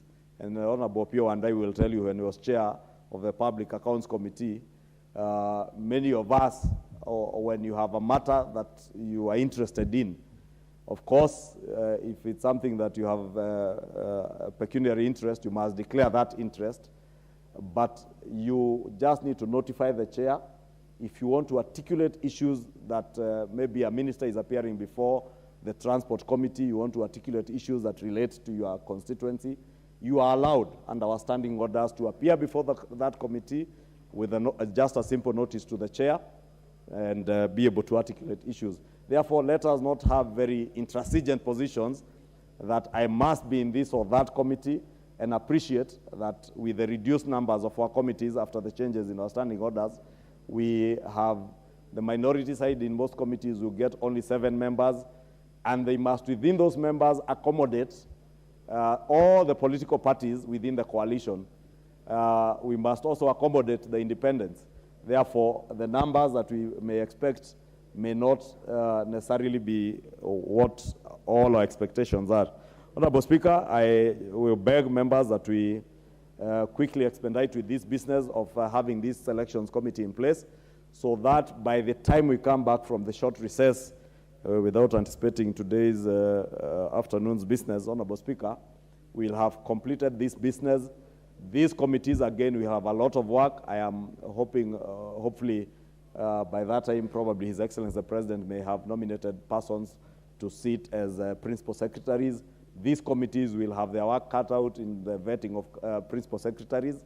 Therefore, when we say we want to balance, it is with that understanding that you also need both ranking and seasoned members in certain committees. You also need new members in those committees to be able to learn what goes on in those committees. And therefore, Honorable Speaker, with those very many remarks, again, with the indulgence of the leader of minority, I wanted to request the leader of minority emeritus to second this motion on behalf of the leader of minority, the Honorable John Badi, to second, and I beg to move. The Honorable John Badi. Actually, the leader of majority has just ambushed me. I least expected this. But anyway, let me take this opportunity to second this motion. And I know it is not an easy job. I have been here before. I have served as minority leader in the last parliament, and I know how difficult it is to really balance off the interests of members. And this selection committee has a tough job, but the committee will be helped by the whips and the majority and minority leaders. So their work may not be so difficult, because once the leadership of both sides have sat down and have balanced off the interests, and I'm sure both sides constituted a small committee to look into this matter. I want to just urge for fairness when we know, I don't know for whatever reason, but there are some committees, Madam Speaker, that are being considered to be very important, in quotes. In my first term in this parliament, all committees were almost the same. There was no committee that had a better weight or a higher weight than the others. But it has, over the time, grown that there are some committees which are more attractive, like the Budget and Appropriations, like the Transport or Infrastructure Committee, the Energy Committee, Finance and National Planning. My advice to this committee is to ensure that no member sits in more than one of those committees. Public Accounts Committee, if you are in the Public Accounts Committee, then now forgo budget, forgo finance, forgo transport, forgo energy. So don't put park and then you put budget. No one can give you that. Honestly, if that list comes to this House, members will have a problem with that. So I am sure both sides, the leadership, will look into this matter. As I sit down, Madam Speaker, I just want to appreciate that the House has recognized that I'm a ranking member, and the House has designated a special seat for me. I'm not taking it for granted. I want to thank the House, and I just want to also encourage the leadership from my side to also recognize the same. Thank you. You're duly recognized. Honorable members, I can see that I have 50.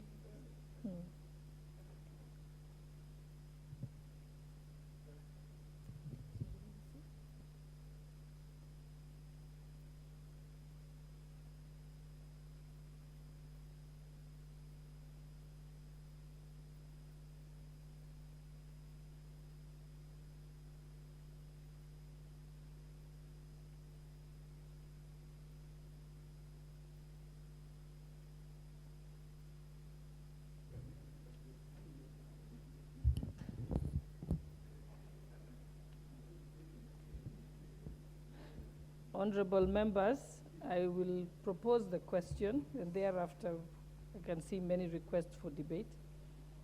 I propose the question, which is that pursuant to the provisions of Standing Order 172, this House approves the appointment of the following members to the Committee on Selection: in addition to those specified under paragraphs A and B. 1, the Honorable Eric Karemba Muchangi Njiru MP. 2, the Honorable John Kiare Waweru MP. 3, the Honorable Beatrice Kahai Adagala MP. 4, the Honorable Japheth Miriti Kareka Mbikwi CBS MP. 5, the Honorable Julius Kibiwot Meli MP. 6, the Honorable Silvanas Osoro MP. 7, the Honorable Martha Wangari Wanjira MP. 8, the Honorable Dr. Robert Pukose MP. 9, the Honorable Lea Soipato Sankaire MP. 10, the Honorable Anne Muratha Wanjiko Mugo MP. 11, the Honorable Caroline Cheptoo Ngeleche MP. 12, the Honorable Joseph Majimbo Kalasinga MP. 13, the Honorable Junet Mohammed CBS MP. 13, the Honorable Joshua Kimilu MP. 15, the Honorable Jessica Mbalu MP. 16, the Honorable Julius Sunkuli EGH MP. 17, the Honorable Samuel Arama MP. 18, the Honorable Ken Chonga MP. 19, the Honorable Nabi Nabwera MP. 20, the Honorable Umuker Harun MP. 21, the Honorable Ali Wario Guyo MP. Honorable members, I can see that there are 53 requests now of members who want to have shown interest. And like I said earlier in the morning, that a maiden speech is a maiden speech, whether you do it now or next year. For the first time, the practice of the House is to allow members a little extra leeway in the middle of in between the debate to use that opportunity to make their maiden speeches. So I think I'll be asking members, like, let's try not to make too many interventions, to allow the members use this opportunity to make their maiden speeches. And so I now call upon the nominated member, the Honorable Bishop Jackson Koskei.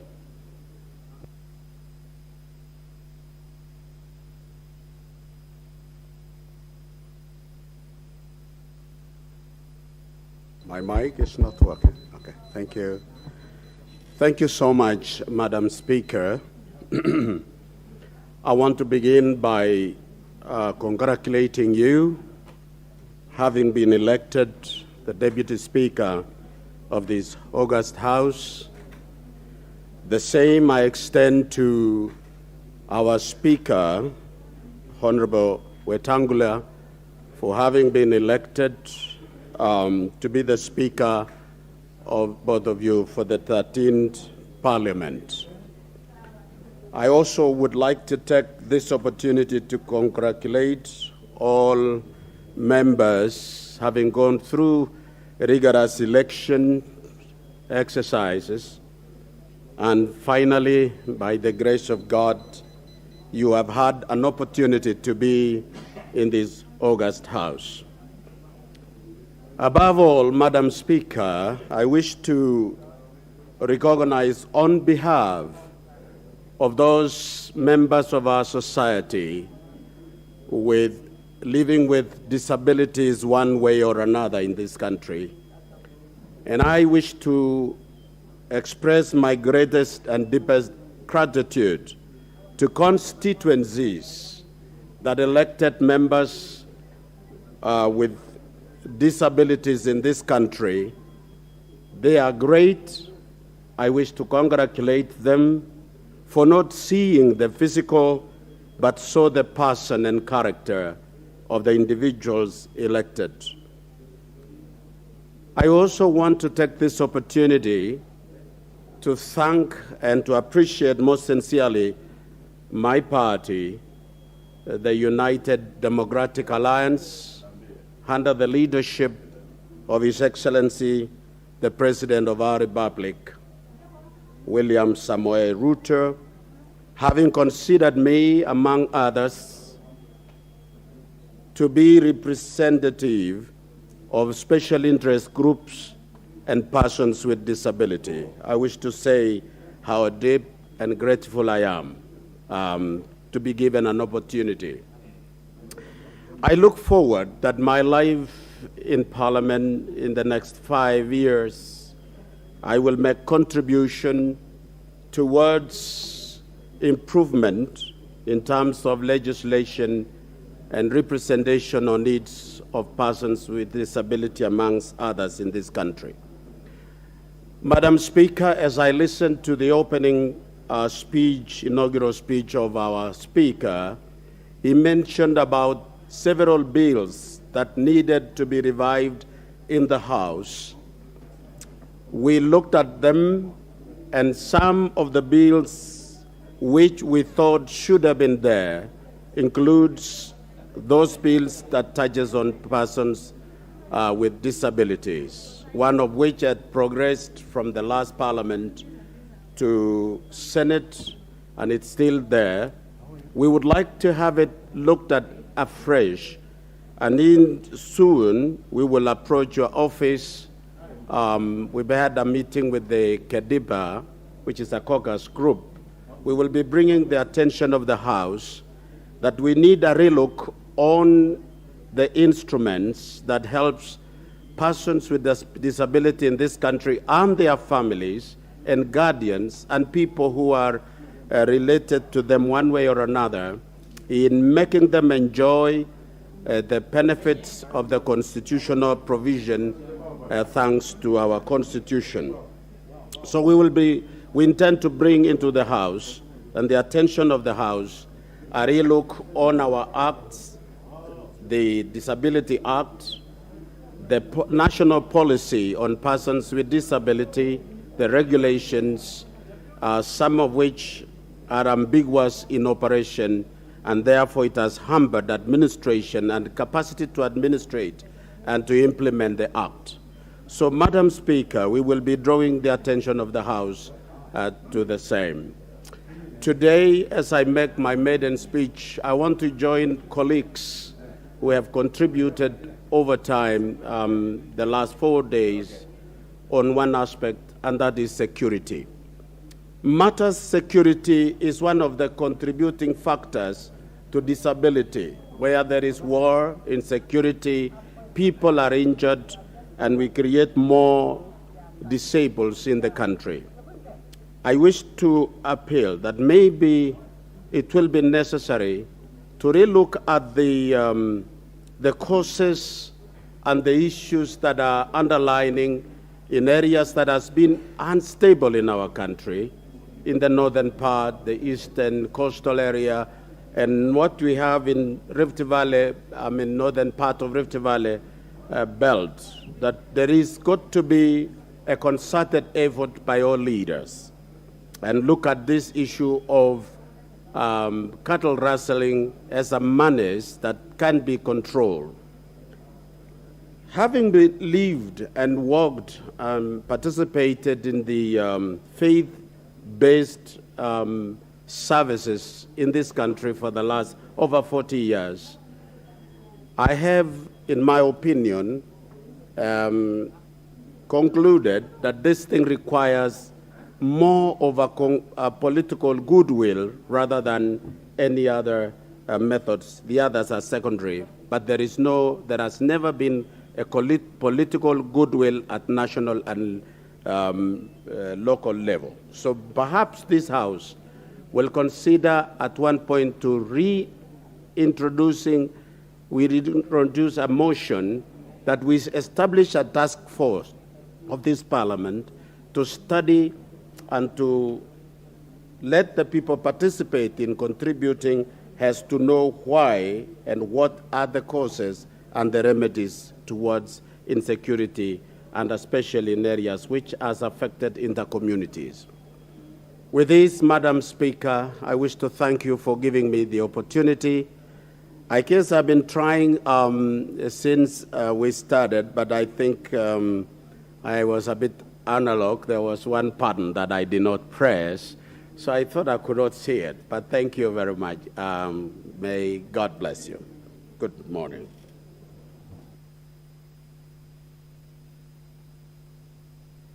Member for Makueni County. Okay, she's not there. Member for Wajir West.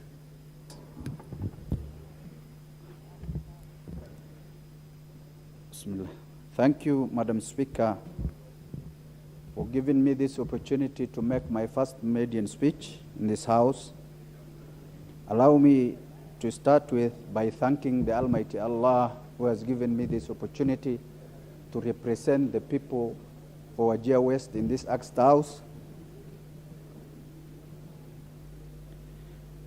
I also want to congratulate you for being elected as the Deputy Speaker in this Honorable House. Madam Speaker, I want to thank the people of Wajir West from Wagala Ganyure Ward, Adem Masajida Ward, Hadado Adibohol Ward, Giriftu Arbejahan Ward, for finding fit me to represent them in this Honorable House. It is with humility and deep sense of appreciation to the electorates who sent me here to represent them in this 13th House. Madam Speaker, Wajir West is unique with its own unique challenges. While it faces similar challenges in the rest of the country, but Wajir West has specific, unique challenges that none other or any other constituencies are facing in this country. Among them, it is historical injustices that happened in Wagala massacre on 10th February 1984. That several people, innocent people, were rounded up, put into an airstrip by the security agencies in this country. Madam Speaker, the child who was born on that particular day is today around 40 years old, having gone through very serious and challenging life. He grew up while he had no father, and probably his mother was raped in the same act. Madam Speaker, this massacre has been documented very well in so many reports, including the TGRC report, which gave a raft of recommendation to this country.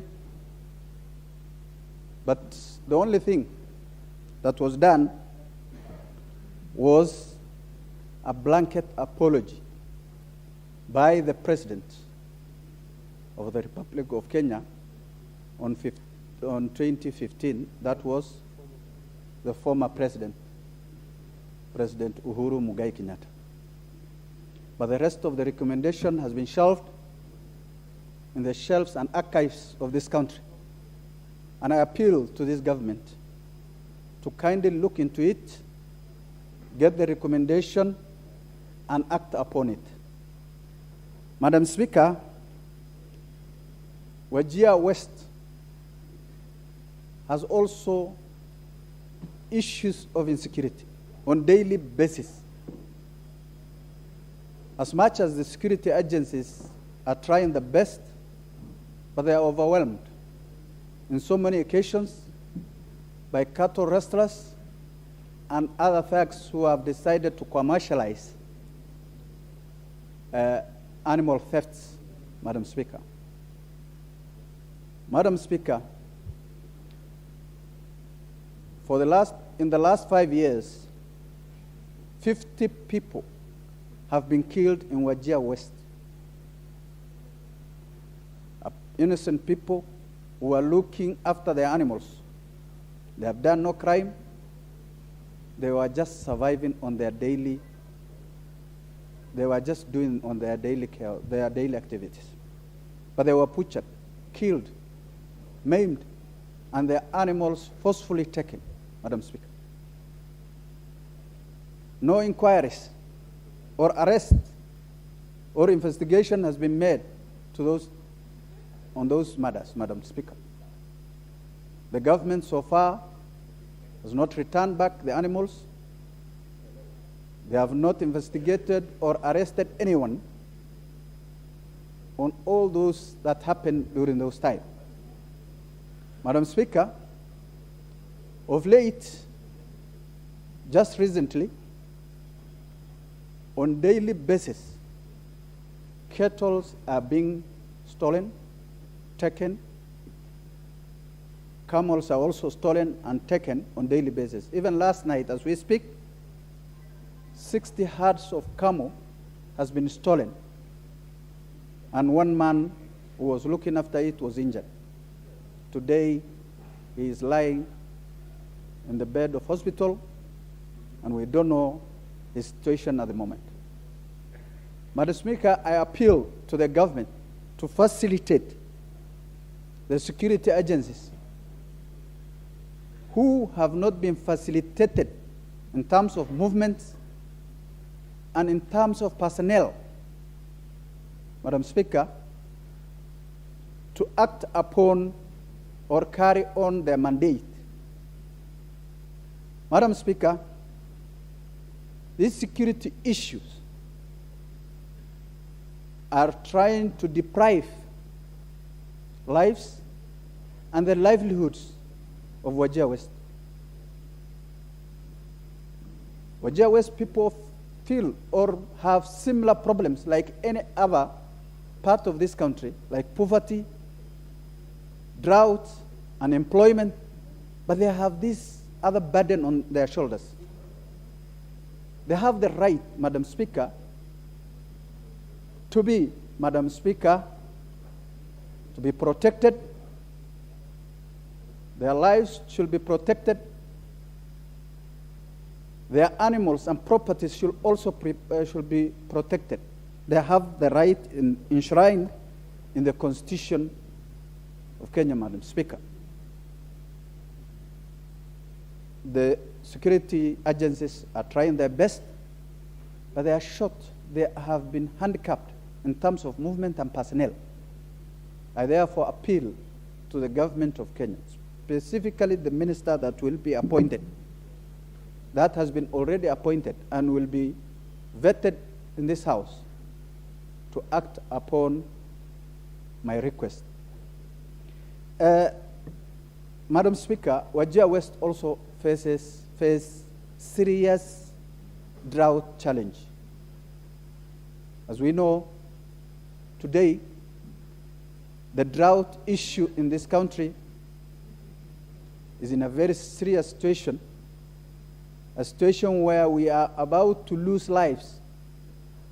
And if I could have been allowed in this House, I don't know the standing orders, whether they allow it or not, to play some videos to demonstrate the seriousness of that issue in this House, Madam Speaker. However, Madam Speaker,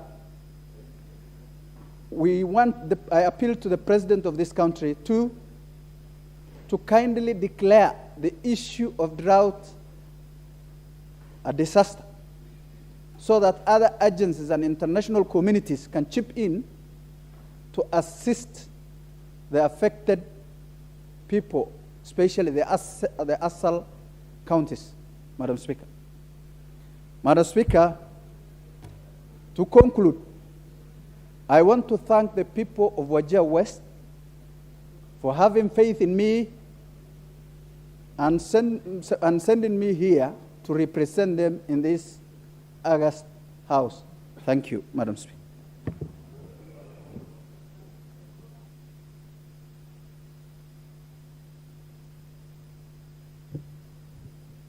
Honorable members, I now call upon Hassan Bare, member for Tarba.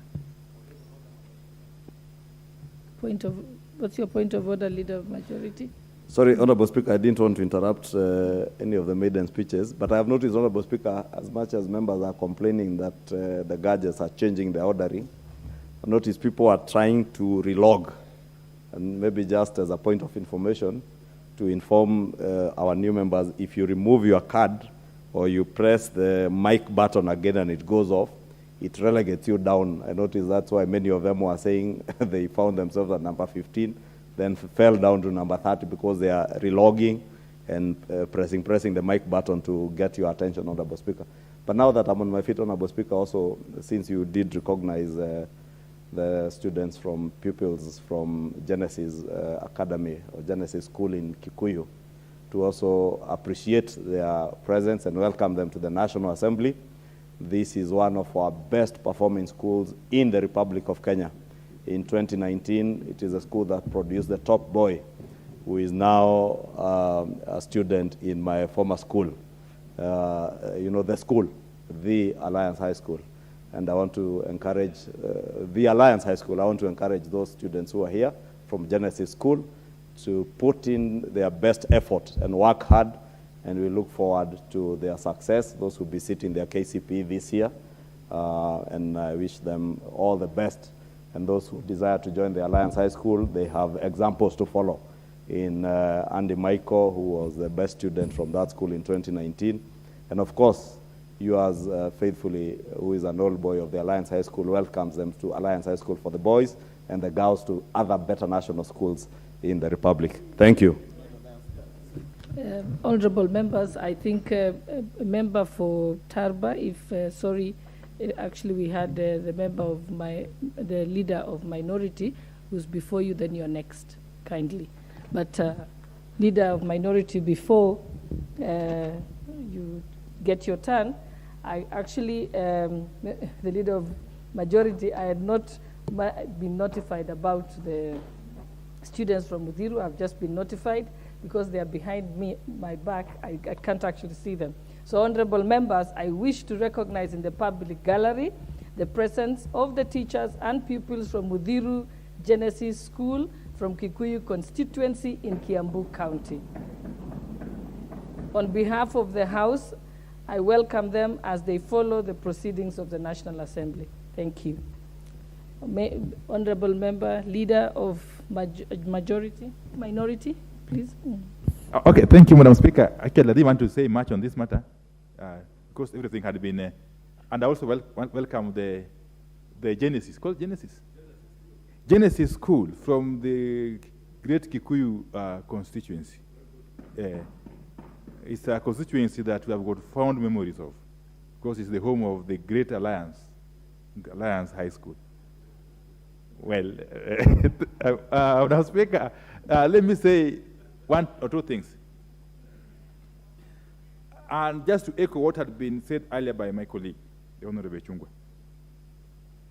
This is perhaps one of the most difficult times for leaderships in the House. Madam Speaker, I've been blessed to be here since 2013. And I can tell you, for the times that I have witnessed the happenings during and around the time of placement of members into committees, I can confirm that this is one of the most difficult times. And why do I say so? You will find a familiar pattern, more or less, on both sides of the aisle, by members essentially narrowing down to not more than 10 particular committees. You find that these committees are the first choice, are the preference, are the committees of choice to nearly 3/4 of membership. For instance, on our side as Azimio la Umoja One Kenya, Azimio la Umoja One Kenya coalition party, okay? We find that we have well over 100 honorable members who have expressed interest to be placed on the Committee on Budget and Appropriation. Against placement opportunities of not more than 12. So, Madam Speaker, that obviously goes a long way to indicate or to show how difficult the task is to decide who then do you place there and who then do you leave out. So the issue here, therefore, Madam Speaker, is for all members to come to the understanding that even if your committee of choice is X or Y or Z, and you end up not being placed on it, and eventually you get placed on a different committee or different committees, you should take the disappointment, if I may call it so, in stride, knowing fully well that you are being left out is not on account of any lack of experience or skills or what have you. That you are not any less qualified to belong to that particular committee than those who have been placed there. That must be the guiding principle. That should be the guiding principle. That even though you've been left out from a particular committee which you had decided to belong to, you are being left out is not because you are less qualified than those who have been placed there. That must be borne in mind. And eventually, of course, the most important thing is that even in line with what the standing orders dictate, every single member of this House would have to get at least one committee. In a number of cases, members will be having 2 committees. Number of cases. Because as you also know, honorable members, following the amendments and standing orders in the tail end of the last parliament, the number of committees has been increased, even though membership of those committees has also decreased. So by and large, every single member will have a chance to belong to a committee or 2. Again, to reiterate the fact that each and every committee of this House is as important as the other. It all depends on to what use you put these committees. To what use?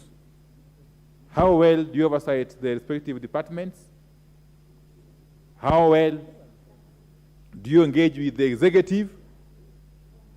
How well do you engage with the people who are the ultimate consumers of our work? And ultimately, each and every committee should be able to satisfy the interests and needs of all of us.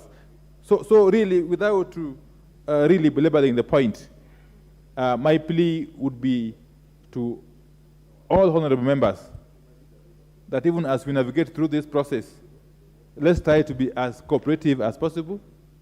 Let's try to have the most possible understanding so that we get over it smoothly and as quickly as possible. As quickly as possible, so that committees can get down to work and deliver for the people of Kenya. With those preliminary remarks, I support. Thank you. Thank you. I think it'll be member for Tarba now, but just a brief announcement before you start. I now realize that members, nominated members, your names don't appear, and when I go to your seat, it has question marks. So I think it's better if you come to the clerks and give your names. The nominated members are not appearing. Proceed, member for Tarba.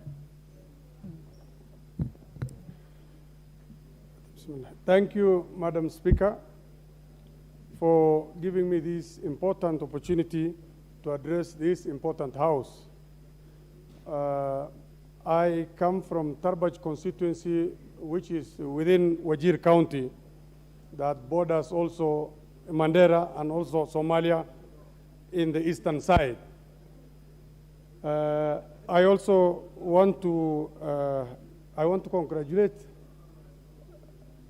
the Speaker and yourself for being elected in this House to preside over issues in the business of this House. I do not want to forget the people of Tarbaj constituency who have sent me here to represent them and present issues they have to the nation. Thank you to the people of Tarbaj, and specifically those who have shown much support to me. I also do not want to forget those who are also for the other contestants. I represent them all now. Madam Speaker, currently, Tarbaj constituency has a lot of challenges, but currently, the biggest challenge is drought, where my constituents are losing their livestock, and there are also, some of them are at the verge of losing their lives because of lack of water. Even the security men who are supposed to guard our borders and our constituents and our people cannot even do their work. They are also suffering at the vagaries of nature. They do not have water. They call me also to supply them with water, which I cannot. So currently, Tarbaj constituency is suffering that drought. I know there are efforts which are being done by our government, headed by our President, Dr. William Samoei Ruto, and his deputy.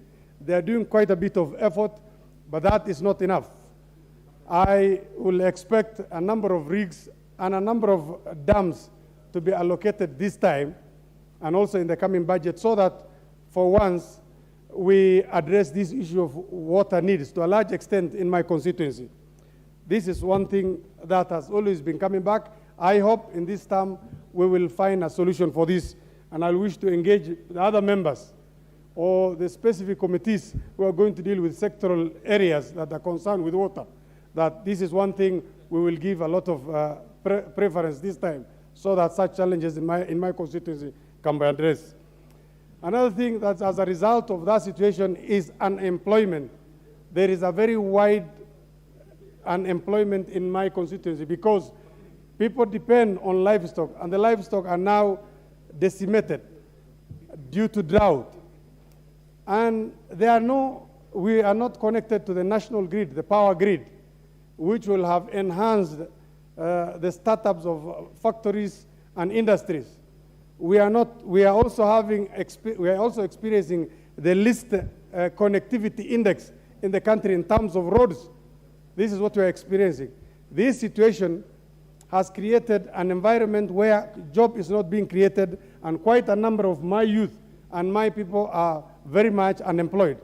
I will expect this term that the road from Modagashi to Mandera will be tarmacked such that business will be enhanced.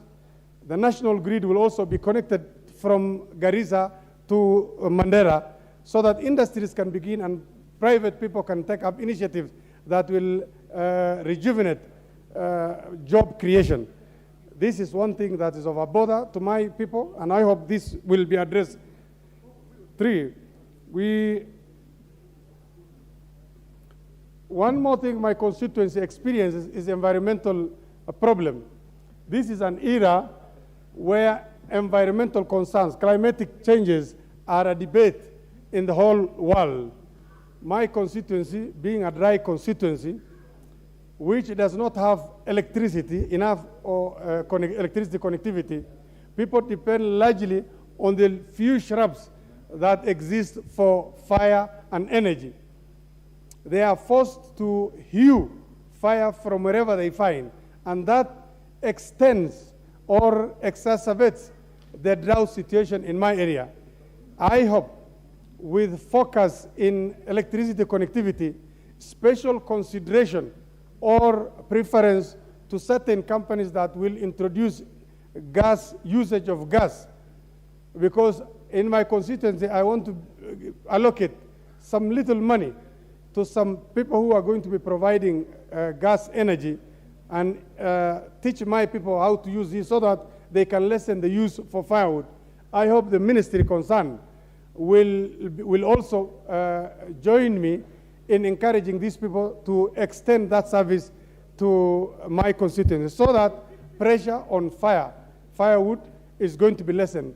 I will also want the Ministry of Environment and other ministries who are also concerned, or especially energy, to help me recruit a number of young men as guards, environmental guards, so that they can be diverted from collecting firewood or cutting the few trees that we have, and they are meaningfully engaged on unemployment to guard those ones. These are some of the issues. One more issue that's also of concern to my constituency is the education sector.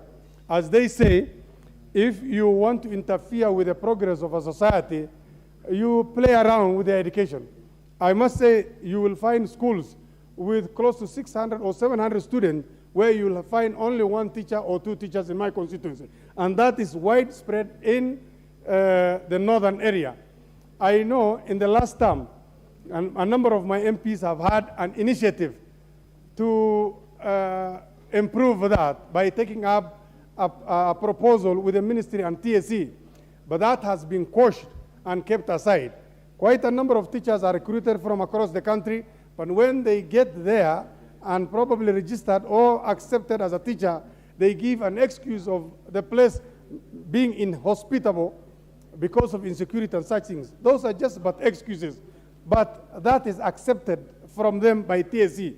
I hope this does not happen, and if it continues, or TSC gives a chance to recruit teachers from that area, such that the qualifications pegged on teachers does not apply to a certain extent in those areas, so that we can have local teachers employed. I know one more issue that my constituency has is the issue of access to citizenship documents, ID cards and passports. Recently, or a week ago, I was pursuing a case where a young man from constituency who is qualified in every way was following me for almost 2 weeks so that I can facilitate issuance of a passport to him. And when I took up, I was told it is the intelligence people who are verifying whether he's a Kenyan or not. I had to follow up. The intelligence people had no problem, and they have given him go ahead. But still, it took a long time for that information to come here, even with technology being advanced lately. I know with the IPRS, Integrated Population Registration System in place, and the Huduma number that we've registered for, this verification from the ground should not take place anymore. This information should be at the fingertips of the immigration people. The director should have that information. I consulted the director, and he said he's doing something with that. I hope that is going to work. I do not want any more of my constituencies running after me for basic rights like ID and such things. I hope another challenge that I have is security, because I am bordering Somalia. My constituency, the Tarbaj constituency, gets a lot of incursion from an illegal group that operates in Somalia. I will want some facilities like sub-counties, and so sub-counties established in a number of my wards in my constituency, so that I can get enough security personnel to beef up security in my area. I know I will have more time. That is what I wish to say now. Thank you so much. Thank you. Member for Kiambu County.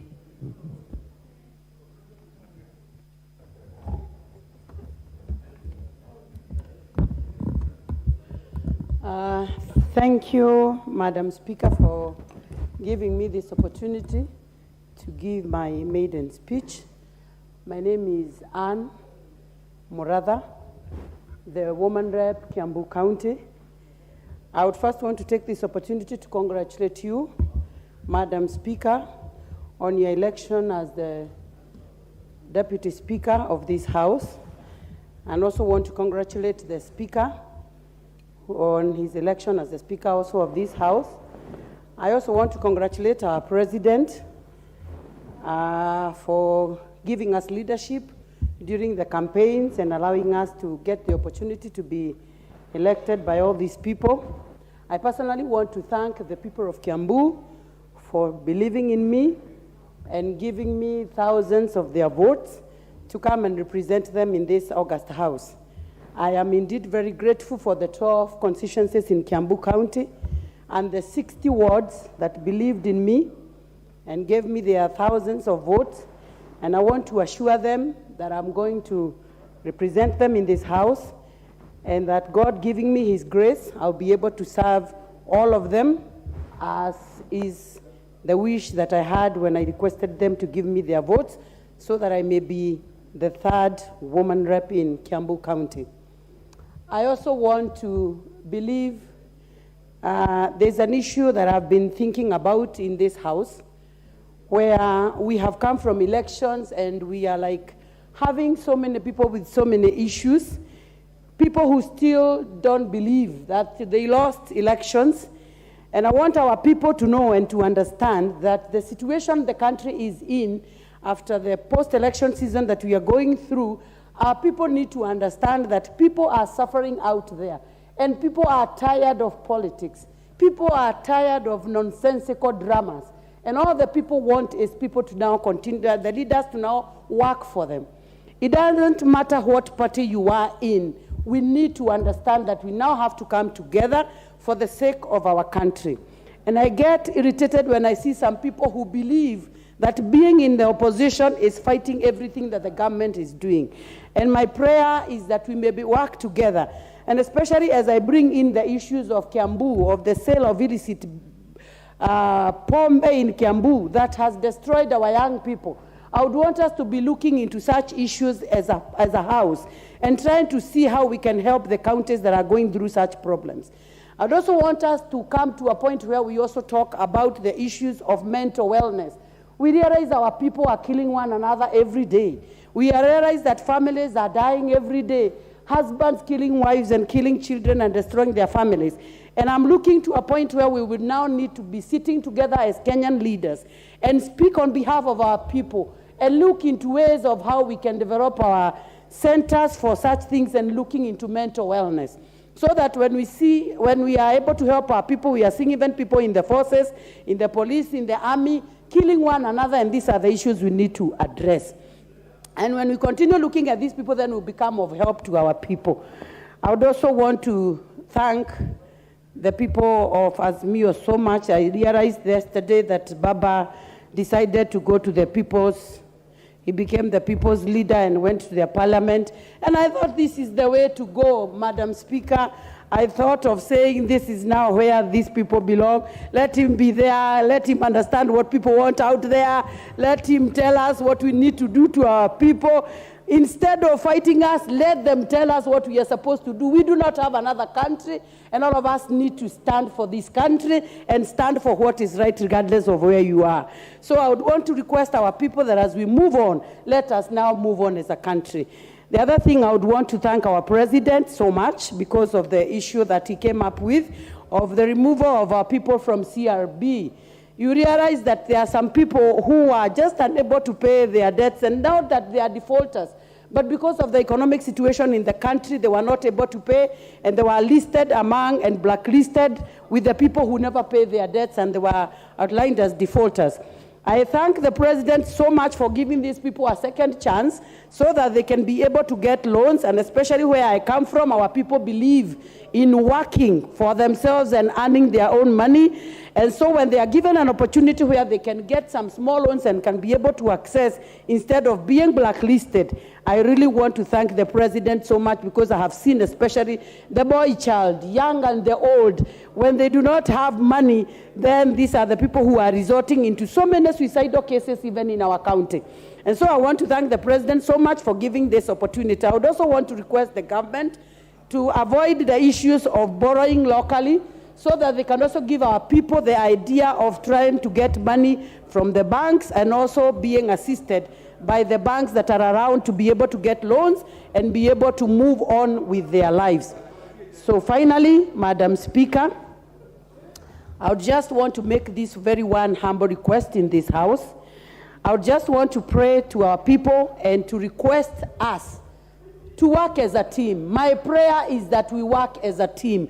I want to make a very humble prayer, a very, very humble prayer as a mother, as a wife and a citizen of this country, to our people in Azimio, to accept that the country has to move on and to accept that the our president is none other than William Samoei Ruto, and that the country has to go on and we have to move on, and they need to believe and they need to live with that. So that as we continue working, they also need to give the president time to work. He's not a robot. It's only a month. They need to give our president a time to organize the country and to be able to move on.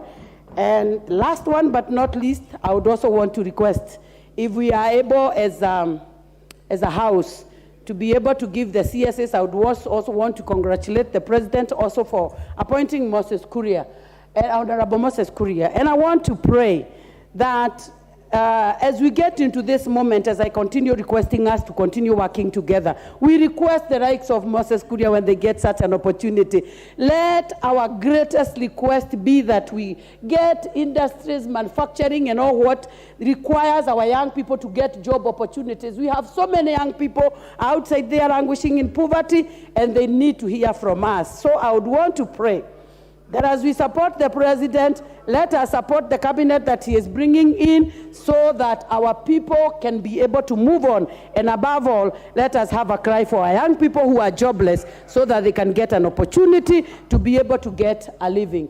Thank you so much, Madam Speaker. May God bless you, and God bless this House, and God bless Kenya. Thank you. Member for Luanda.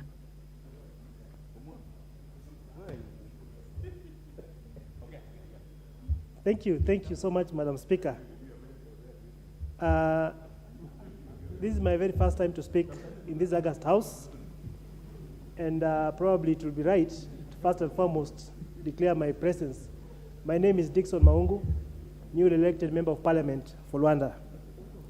Madam Speaker, I must take this opportunity to thank the people of Luanda for having entrusted me and found it fit that I represent them in this prestigious house. I've been actually on the queue for the last 4 or so days waiting to speak, but I think my time was meant for today, so I say thank you very much. Allow me to say congratulations for being elected as our Deputy Speaker, and to our good Speaker in absentia, allow me also to say congratulations. Madam Speaker, I will also wish to take this opportunity to sincerely thank the people of Luanda for having trusted me as a Member of Parliament in this prestigious house. It was my first attempt, and out of great respect, they found it fit that I could present them. I want to say thank you very much, the great men and women of Luanda who woke up very early in the morning to cast their votes, and more so in my favor as a Member of Parliament. I want to say that Luanda constituency actually faces a number of challenges, and I did run my campaign on the platform of change, the platform of transformation, and I do believe that during my reign as a Member of Parliament, I will be able to champion their interests and represent the people of Luanda in a way that so befits them. Madam Speaker, Luanda experiences a huge challenge in terms of youth unemployment. We have a large mass of young people who remain unemployed, and this remains an issue of concern, just like it happens in the rest of the country. We have issues to do with infrastructure, and therefore, during my campaign, I ran the campaign on the platform of an IC agenda, where I stood for infrastructure, Madam Speaker. Infrastructure is a very, very important component for any kind of development to happen in any given place in this country.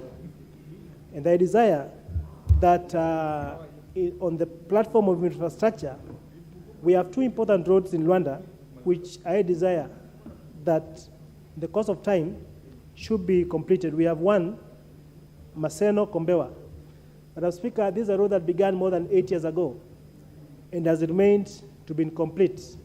I do believe that I'll be able to champion for the same and ensure that that road is completed and of great use to the people. This road, Madam Speaker, does cut across 3 counties and 3 sub-counties. That is Luanda, Rarieda, and Seme. The road began from Seme but for some reason or the other, stopped when it reached Rwanda. It's my prayer that we may be able to find out the reasons behind it and ensure that it's complete. We equally have another very, very important infrastructure. That is the road that connects Rwanda to Mbale. Madam Speaker, I seek to ensure that in partnership with the national government, that this road is completed in a record time. I also had an agenda of security, and as we speak, insecurity is a matter of concern across this country, and more so to the business community in Rwanda. Rwanda constituency has got 5 gazetted police stations, Madam Speaker, but of these 5, only one that was constructed many, many years ago, and the rest are not. It's my prayer that during my reign, we may be able to improve on security by ensuring that we have been able to put up modern police stations, fully deployed with an OCS, that will be able to ensure that security is improved, more so to the business community and the general population of Rwanda. We had an agenda on education, Madam Speaker. This agenda is dear to us because Rwanda being what it is, Madam Speaker, we are limited in the sense that we have very little land. But I believe that the only way we can be able to empower people is ensuring that they have access to bursary, ensuring that they are well supported in matters of education, which will improve their welfare, and more so enable them to be self-employed or even create employment, Madam Speaker. Therefore, we seek to ensure that our own TVET, which we so desire to have many years ago, Madam Speaker, is brought to fruition, and this I intend to pursue with the relevant relevant government authorities to ensure that it is done. Madam Speaker, we have one more important thing that I need to bring to your attention. That is about empowerment. We find that with the rate of unemployment happening in our country, the only way we can be able to bridge this gap, the gap between the rich and the low people, Madam Speaker, is ensuring that our people are well empowered. The government, the current administration, has a fund which we refer to as a Hustlers Fund, Madam Speaker. Though this country has had very many other funds. We have the Wezo Fund, we have the Women Fund, we have the Youth Enterprise Fund, and here comes now the Hustlers Fund, Madam Speaker. It's my prayer that this fund will go a long way in empowering the Mama Mboga, in empowering the boda person, so that these people can be able to come up in a way that will be able to feed and ensure that they take care of their families. Madam Speaker, on the order of the day, which is about the motion on the Committee on Selection, I have a few things to note, Madam Speaker. It is true that, as rightly put by members before me, that we have very many people who may have chosen specific committees. You know, the notion out here, Madam Speaker, is that these committees have got weights. Weights in the sense that there are those which are more important than others. But I believe that as members of this prestigious house, we should be able to ensure there's fairness, there's equity, and more so representation. For example, looking at the members that have been put forward, a committee of 5 people, Madam Speaker, but I failed to feature or to see a member who will be able to articulate, for example, under the Azimio umbrella, who will be able to stand out and represent a small party in the name of DAP, Madam Speaker. Therefore, my prayer that the committee sits down to decide, they sit down to maybe distribute, they sit down to maybe allocate these committees, Madam Speaker. We shall see fairness, we shall see experience being put into practice, we shall see professionalism being put into practice, Madam Speaker.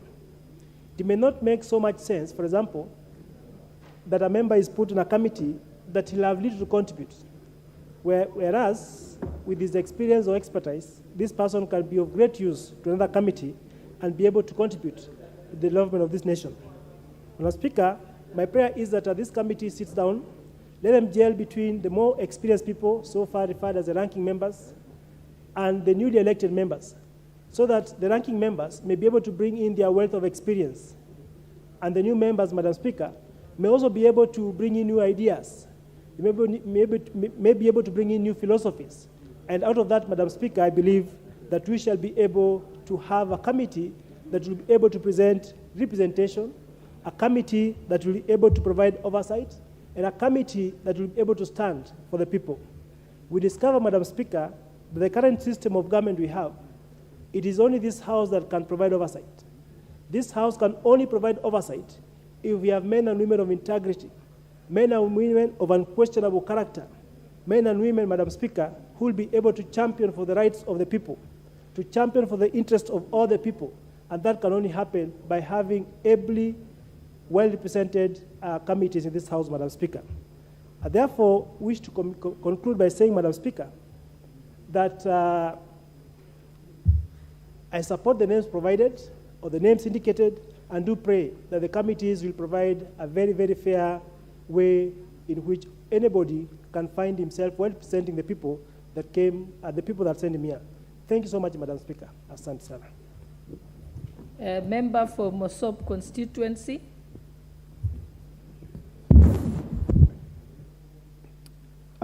Madam Speaker, allow me to, first of all, thank you for this opportunity that you've given me.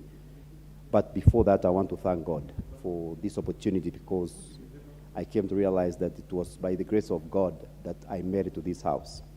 Against all odds, that coming from diaspora, running for office, it was not easy. So allow me to thank God for this opportunity.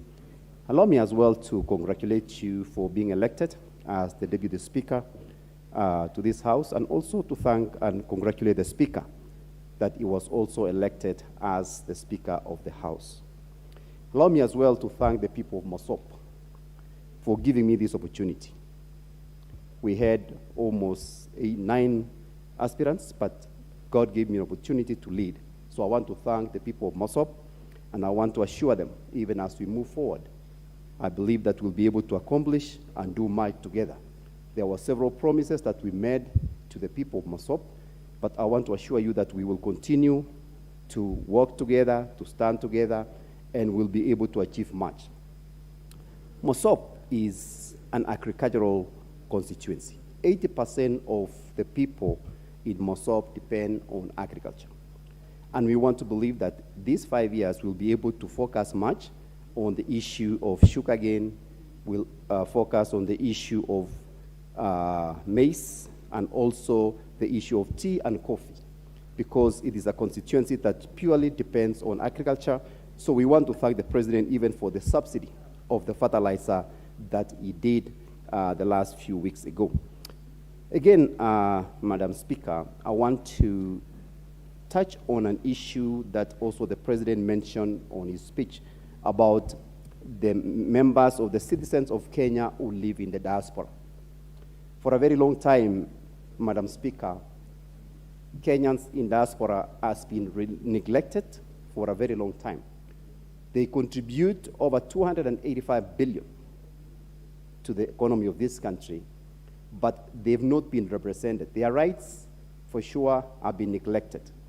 And I want to believe that in the next 5 years, as we move forward, and I'll be representing their interests in this House, that we will be able to consider even having diaspora as a county or one of the counties that we will have to elect or give them nomination so that their interests will be still represented here. These issues we've continuously raised in the diaspora, that we only send money, but when it comes to issues of the embassies representing the interest, it has not. We have an embassy in Washington, D.C., but we have Kenyans in different parts of the country that they are not able to get to the embassy. Kenyans who live in Dallas, Kenyans who live in Georgia, they have to make a visit, and it's very expensive for them to go to Washington, for them to renew their passports, for them to be addressed on their issues. But we want to ask the Ministry of Foreign Affairs to consider opening several consulates in various parts of the foreign countries, if it's US, if it's Australia, if it's UK, if it's whatever country the Kenyans are. I want to hope that the Ministry of Foreign Affairs will consider. I thank the President because he came up with the Ministry of Diaspora, even though it did not eventually become the ministry of itself. but it became a docket that they are going to probably, maybe they might appoint peers that will be able to address the issues of some of these foreign nationals that we have outside of Kenya. We have several Kenyans who are going through a lot of struggles. The issue of Kenyans who live in Saudi Arabia or in the Middle East. This issue has been brought into this house for many, many times. What can we do to make sure that the interest of these Kenyans when they go out of the country is protected? But the government has been reluctant in monitoring and supervising the agencies that send these people outside the country. I know that there are laws that monitor agencies, but they've been reluctant to make sure that they make sure that the Kenyans outside of Kenya are protected. So I hope that in this house, that is going to protect the rights of Kenyans. We have seen on audios, videos,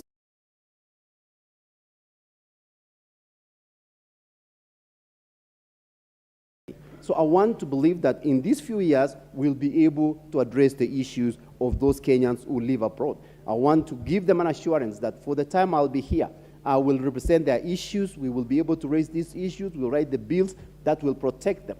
Because we want our sisters, our brothers who go outside the country to be given the opportunity to do the best they can. But at the same time, we want to make sure that they are protected as well.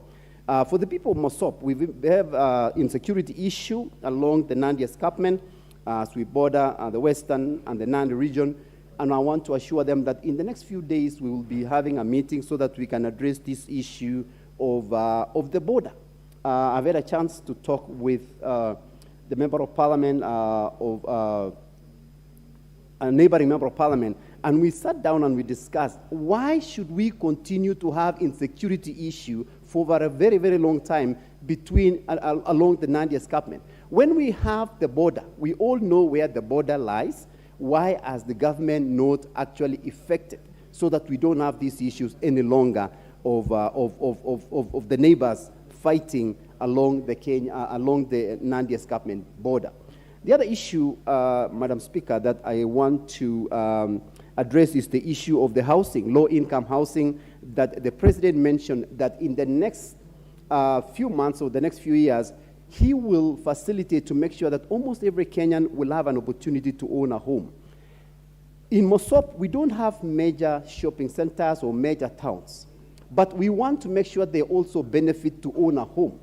So I want to think and believe that the ministry will sit down and figure out, other than the cities, which is Nairobi, Eldoret, and these big cities, how will the people in the rural areas benefit from this program? If we are saying that we will just try to make sure that everybody owns a home, there has to be a program that will help my people in Mosop to own a home with a cheaper price. So I want to believe that we'll be able to sit down and discuss these issues. 3, the issue of digital currency.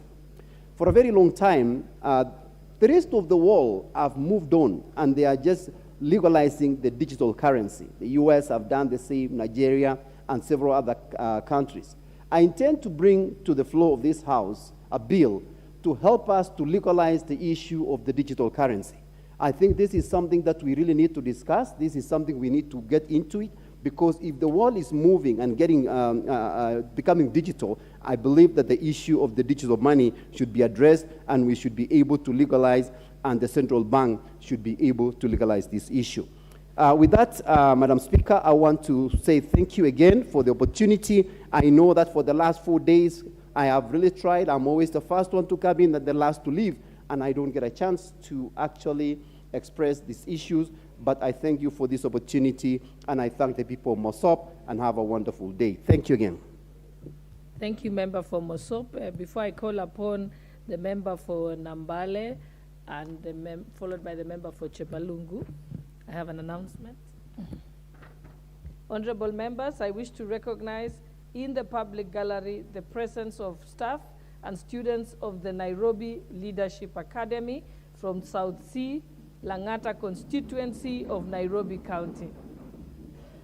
On behalf of the House, I welcome them as they follow the proceedings of the National Assembly. Thank you. Member for Nambale constituency.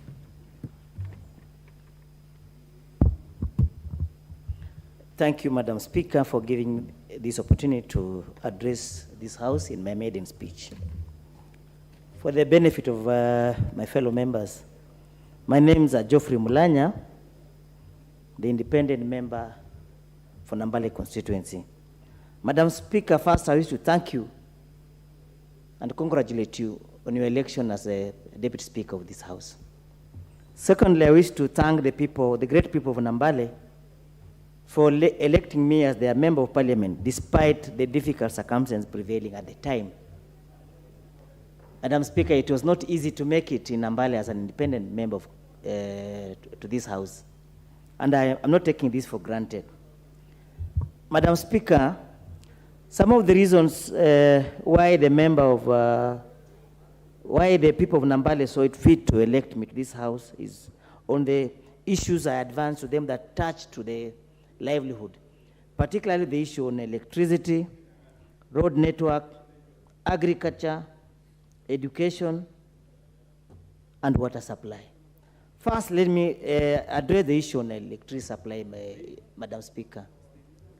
Madam Speaker, we have a serious problem in Nambale constituency whereby electricity supply is not stable, and this has affected greatly our people, especially the young people that depend on electricity supply for their livelihood. Madam Speaker, I really implore upon the Ministry of Energy to look into the issue, because we have prolonged power blackouts that last as long as 12 hours in Nambale constituency. So we don't understand this common occurrence that has prevailed for more than 4 years. So we really wish that this matter will be addressed with the urgency that it deserves. Secondly, on the issue of health, I'm aware that health docket is one of the devolved functions. But Madam Speaker, I will implore upon fellow members to look into this issue of health, especially leaving health to the devolved, one of the devolved units, Madam Speaker. Our people are really suffering, in the sense that you will find that the allocation given to the counties is not adequate enough to address some of the issues. For instance, Nambale, we have one of the oldest health centers that has been elevated to level 3 hospital, but indeed is supposed to be a level 4 given the population of the people of Nambale. But we, besides that, we also need to look to address the issue of the health policy, whereby I've been observing since since 2013, when we had the devolved functions, and noted that the health department is one of the departments that has stagnated in growth, whereby there's no progression in terms of the health service being offered to our people. You will find that the health facilities are at the same level that where they were even before devolution was introduced in this country. So I will be urging fellow members that we really look into the issue and analyze properly the issue of health, so that we determine whether health should be a function that should be fully left for the devolved units, Madam Speaker. On the issue of agriculture, Madam Speaker, I wish to state that the people of Nambale depend 80% on agriculture as the backbone of the economy. And I'm happy that the President, in his speech in this House, gave emphasis on the supporting farmers so that they can contribute to the growth of the economy. And on that note, he promised that, and followed up with the issue of the subsidies on fertilizer. Madam Speaker, the difficulty the people of Nambale are facing is to access this subsidized fertilizer. You note that this subsidized fertilizer is being channeled through the National Cereals and Produce Board. For the people of Nambale, we don't have the benefit of having the National Cereals Boards near them. The nearest is in Bungoma and Malaba. Bungoma, Madam Speaker, is 80 kilometers away, and the farmers are really hampered to access this particular commodity. We believe that the Ministry of Agriculture should deem it fit to ensure that this substance of fertilizer is distributed through the constituencies or the sub-county, so that we as the representative, we can help farmers access the fertilizer and also register them for distribution. On the issue of the road network, Madam Speaker, this is another challenge that is really affecting the growth of a great constituency, in that we only have one tarmac road from Mumias to Busia town. We have the two other key roads that are connecting the constituency, that is the Butla Malaba Road and Mumias Mianga Kimait Road. These roads are very key to support the business of the people of Nambale, so that they can easily access the available market to sell their produce. But from the 1990, we have never had expansion of road network in the constituency.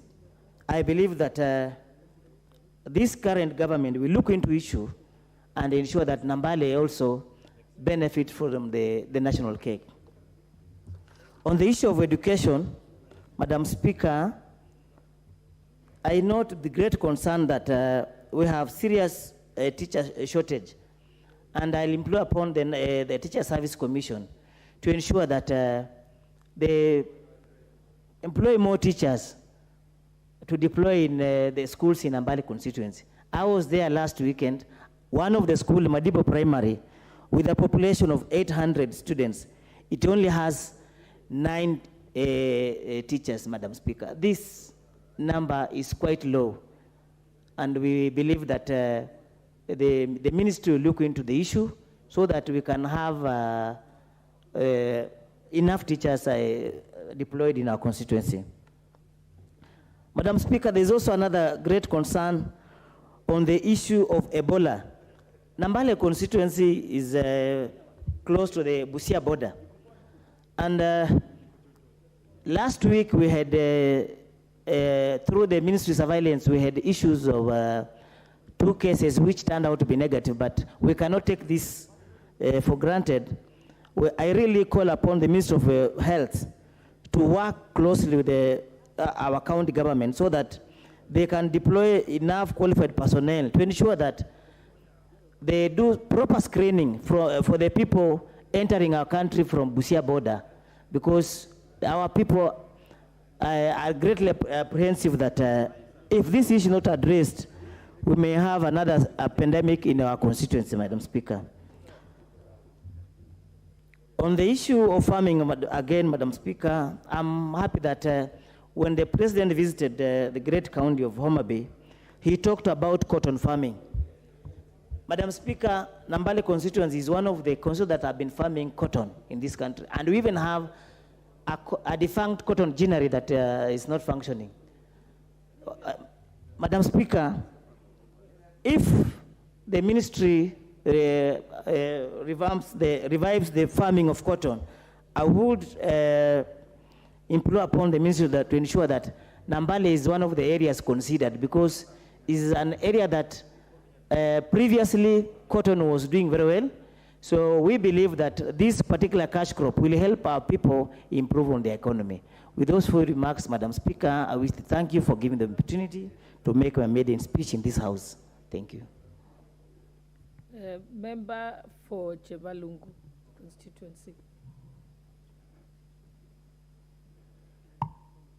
Thank you. Thank you so much, Madam Speaker. I am a member, a new member, so to say. You remember I've been to your desk severally. I came here with the knowledge of any time I want to speak, I will speak to the floor of the House. But since I've learned that resilience pays, and that is why I am here. First, I want to congratulate you, like my earlier colleagues, for your election as our Deputy Speaker. We believe and trust in you that you will serve us equally. And to say many thanks and congratulations to the Kenya Kwanza team, for the President, and to congratulate and to appreciate my people, the great people of Chepalungu, for having faith and trust in me. It's been a journey that started long time ago. For them to have one of their own, a child born and bred from the same constituency, from nowhere to being a member of parliament, is a greater achievement. And to thank my party that sponsored me here, that against all odds, I am a member of parliament through the CCM party. And you all know that there was a wave, but nonetheless, the people of my constituency saw it fit to elect me as their member. And to believe that the main aim of all of us here debating is to make progress and never to win. Madam Speaker, I want to make few comments. I'll try my best to be short and to be brief and straight to the point. I want to speak about the poor road network in my constituency. And before 2013, I want to report to this House that we had 0 kilometers in terms of tarmac road. Nonetheless, we benefited from a project that was launched in 2015, and we were able to be connected to a tarmac road that was poorly done. I want to believe that it wasn't the standard that we expected as the people of Chepalungu.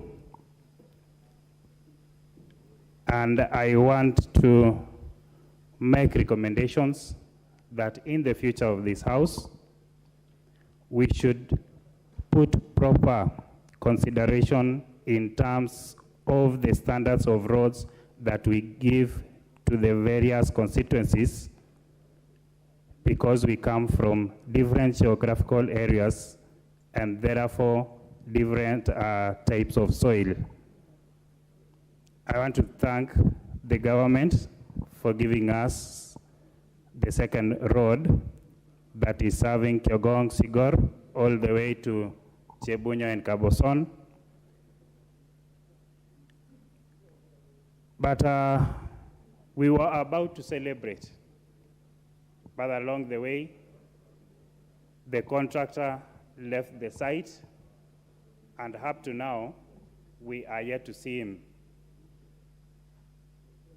I have made several attempts to visit the relevant offices, but we believe that the new budget chairperson will put into consideration and put it in the budget line so the contractor can come back to site and complete the already started work for tarmacking of the same road. Madam Speaker, as we all know about the last mile connectivity that was done and initiated by the previous government, I want to report that in my constituency, it wasn't done to our expectation, and as I speak, it is only 31% of all the areas in my constituency that benefited from the same program.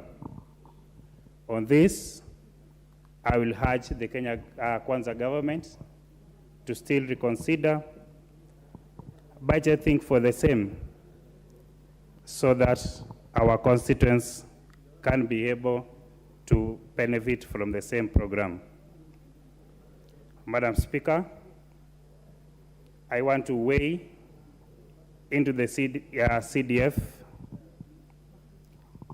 I am a product of the same, having benefited so many times during my schooling days. Previously, and as I speak, a lot of our students are at home due to lack of school fees. It is causing mayhem, calls left, right, and center. Parents are asking about the bursaries. And in this particular situation, I want to urge all the concerned bodies that it is for the benefit of our country to have the CDF back. I know it's a matter that is being handled by the different entities, but I want to believe that it's godly and it's timely. Because why not for the CDF? Personally, as a member of parliament, I don't know where I would be. There are projects that I've seen with my naked eye being undertaken by CDF to prosperity. There is a new institution within my constituency, and at this particular moment, I want to congratulate my predecessor, Mheshimiwa Gideon Koskei, who initiated an institution by the name Shongiroi KMTC, which is located at Shongiroi. I promised my constituents that among my priorities was to complete the same institution. If CDF is not going to be there, I will face the lynch of Mwananchi, because they will not understand that I'm not able to access CDF as initially it was. There are many pending projects within my constituency that I would wish to see and to make sure of their completion if I am, or if the constituency continue to benefit from the same kitty. I want to speak in particular, Madam Speaker, to an institution, a TTI institution that is in Chebunya Ward within my constituency. It was a project initiated and started, but it is not in good shape as we speak today. One reason is because it lacks the necessary equipment to have it functional. As I report today, I have roughly less than 400 students, whereas the same institution that was started together have more than 2,000 in terms of the students' capacity. I would really want to follow it up with the TVET Institute.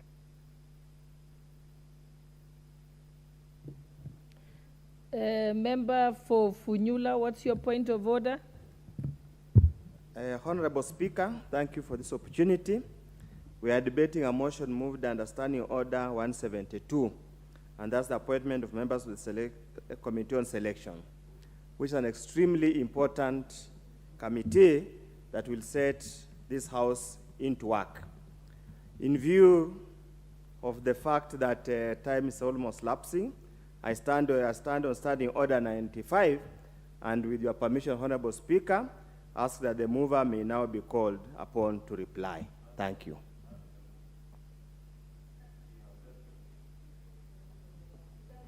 Is that the mood of the House, that the mover should proceed to reply? Yes. The ayes have it. Mover, I now call upon the mover to reply. Thank you, Honorable Speaker. Let me thank the member who has raised that, because at the time, and I think also interest of members, had dissipated a little bit on this particular motion. And just thank the members who have contributed to this motion and supported the appointment of this very important selections committee that will now be able to get down to work and place all our members in their respective committees. Honorable Speaker, as I reply, I would also wish to request that you consider putting the question as a first order of business this afternoon, because of the obvious reasons. If you look around the chamber, Honorable Speaker, and with those very few remarks, again, thank you to all the members, and we look forward to putting the question in the afternoon and transacting the other business that's lined up in the afternoon. Thank you, Honorable Speaker, and I beg to reply.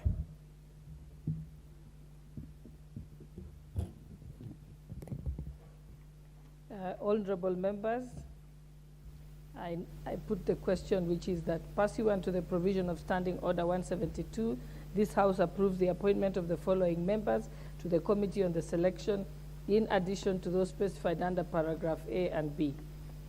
1, the Honorable Eric Karemba Muchangi Njiru. 2, the Honorable John Kiare Waweru MP. 3, the Honorable Beatrice Kahai Adagala MP. 4, the Honorable Japheth Miriti Karega BQ CBS MP. 5, the Honorable Julius Kibiwat Meli MP. 6, the Honorable Joash Nyamoko, the Honorable Silvanas Osoro MP. 7, the Honorable Martha Wangari Wanjira MP. 8, the Honorable Dr. Robert Pukose MP. 9, the Honorable Leah Sapato Sankaire MP. 10, the Honorable Anne Murathe Wanjiku Mugo MP. 11, the Honorable Caroline Chepto Ngeleche MP. 12, the Honorable Joseph Majimbo Kalasinga MP. 13, the Honorable Junet Muhammad CBS MP. 14, the Honorable Joshua Kimilu MP. 15, the Honorable Jessica Mbalu MP. 16, the Honorable Julius Sunkuli EGH MP. 17, the Honorable Samuel Arama MP. 18, the Honorable Ken Chonga MP. 19, the Honorable Nabi Nabwera MP. 20, the Honorable Umulkeir Harun MP. 21, the Honorable Ali Wario Gulo MP. Honorable members, we shall refer this to the afternoon. Members, as the time being 12:59 p.m., this House stands adjourned until Tuesday, Wednesday, 12th October 2022 at 2:30 p.m.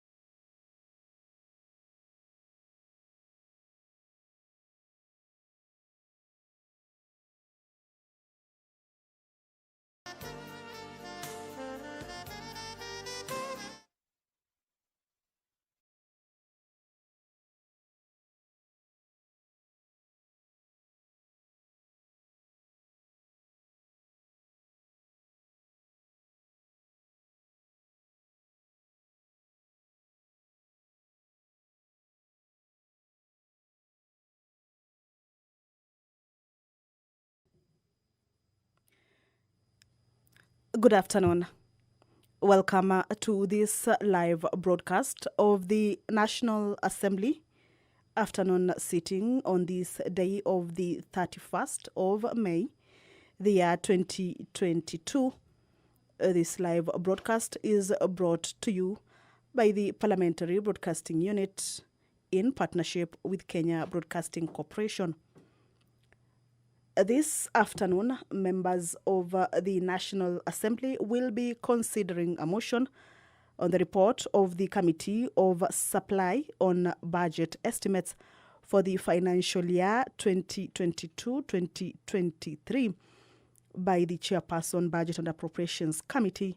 The House agrees with the Committee of Supply in its consideration of the budget estimates for the financial year 2022 and approves the issuance of a sum of 2.1 trillion shillings from the Consolidated Fund to meet the expenditure for the national government during the year ending 30th June 2023 in respect of the votes as approved in the schedule to the order paper. A question will be put on this particular motion that is moved by the Chairperson Budget and Appropriations Committee.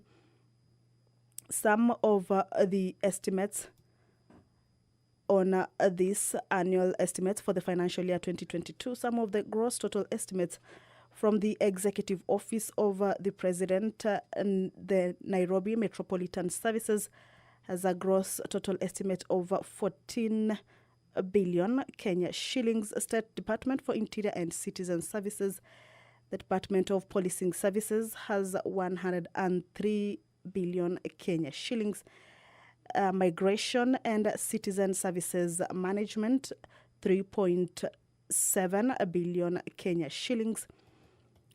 The State Department for Correctional Services, General Administration, Planning and Support Services has a gross total estimate of 373 million. The State Department for Devolution Services, a gross total estimate of 1.7 billion Kenya shillings.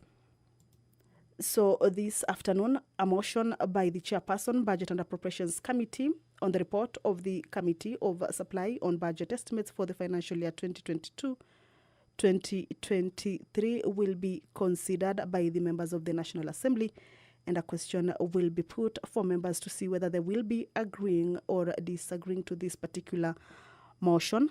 There is also another motion that members of the National Assembly will be considering this afternoon, the report of the Committee of the Whole House on the National Government Constituency Development Fund Amendment Bill, National Assembly Bill number 4 of 2021, by the Chairperson Select Committee on the National Government Constituencies Development Fund, that the House agrees with the report of the Committee of the Whole House on its consideration of the National Government Constituencies Development Fund Amendment Bill, National Assembly Bill number 4 of 2021. A question will also be put to this particular motion, and the bill will proceed to the third reading. Speaker of the National Assembly, Honorable Justin Muturi, has stepped into the chambers. He will be presiding over this afternoon sitting. I will now hand you over for this live broadcast brought to you by Parliamentary Broadcasting Unit in partnership with Kenya Broadcasting Corporation. Good afternoon. My name is Kamchemenza. Enjoy the viewing.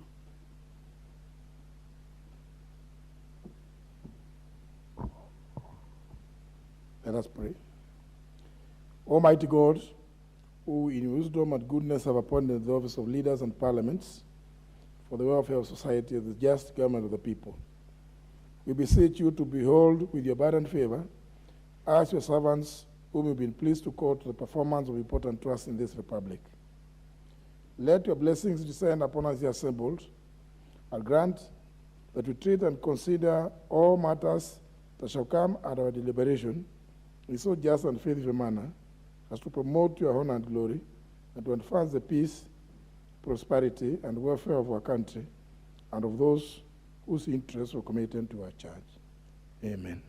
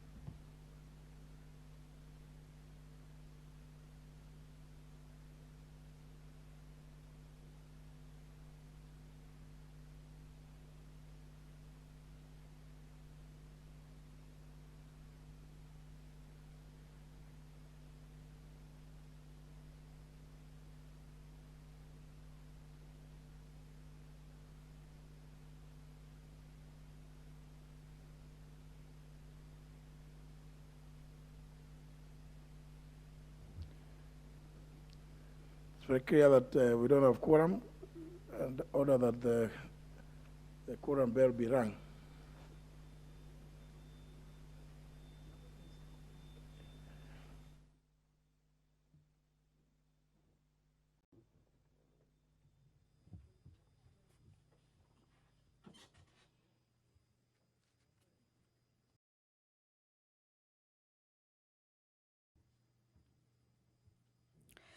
The Speaker of the National Assembly, Honorable Justin Muturi, has just ordered that the quorum bell be rung for 10 minutes. This is to allow members who are not yet in the chambers to get into the chambers for the commencement of the House business this afternoon.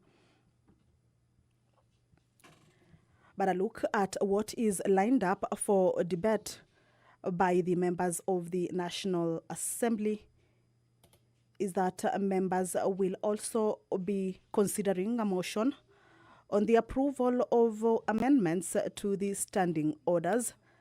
This will be a general debate. At the entrance of the chambers, however, you can see that members are slowly streaming into the chambers. Of course, the House needs a total number of 50 members to achieve its requisite quorum number for the commencement of the business. So the quorum bell is currently underway for 10 minutes for members to walk into the chambers.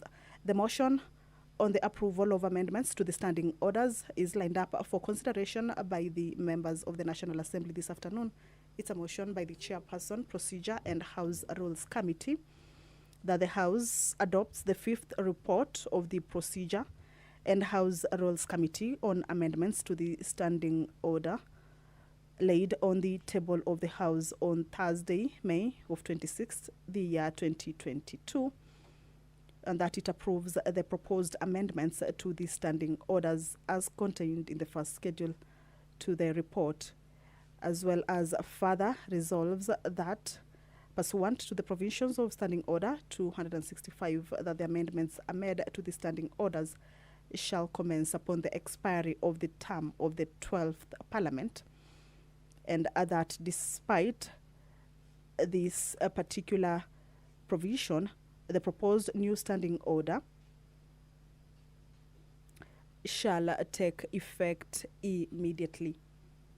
On members' biodata and roll, that it shall take effect immediately.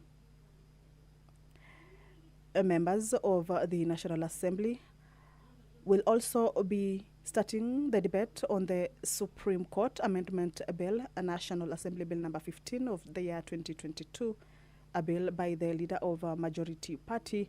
It is a bill that is at its second stage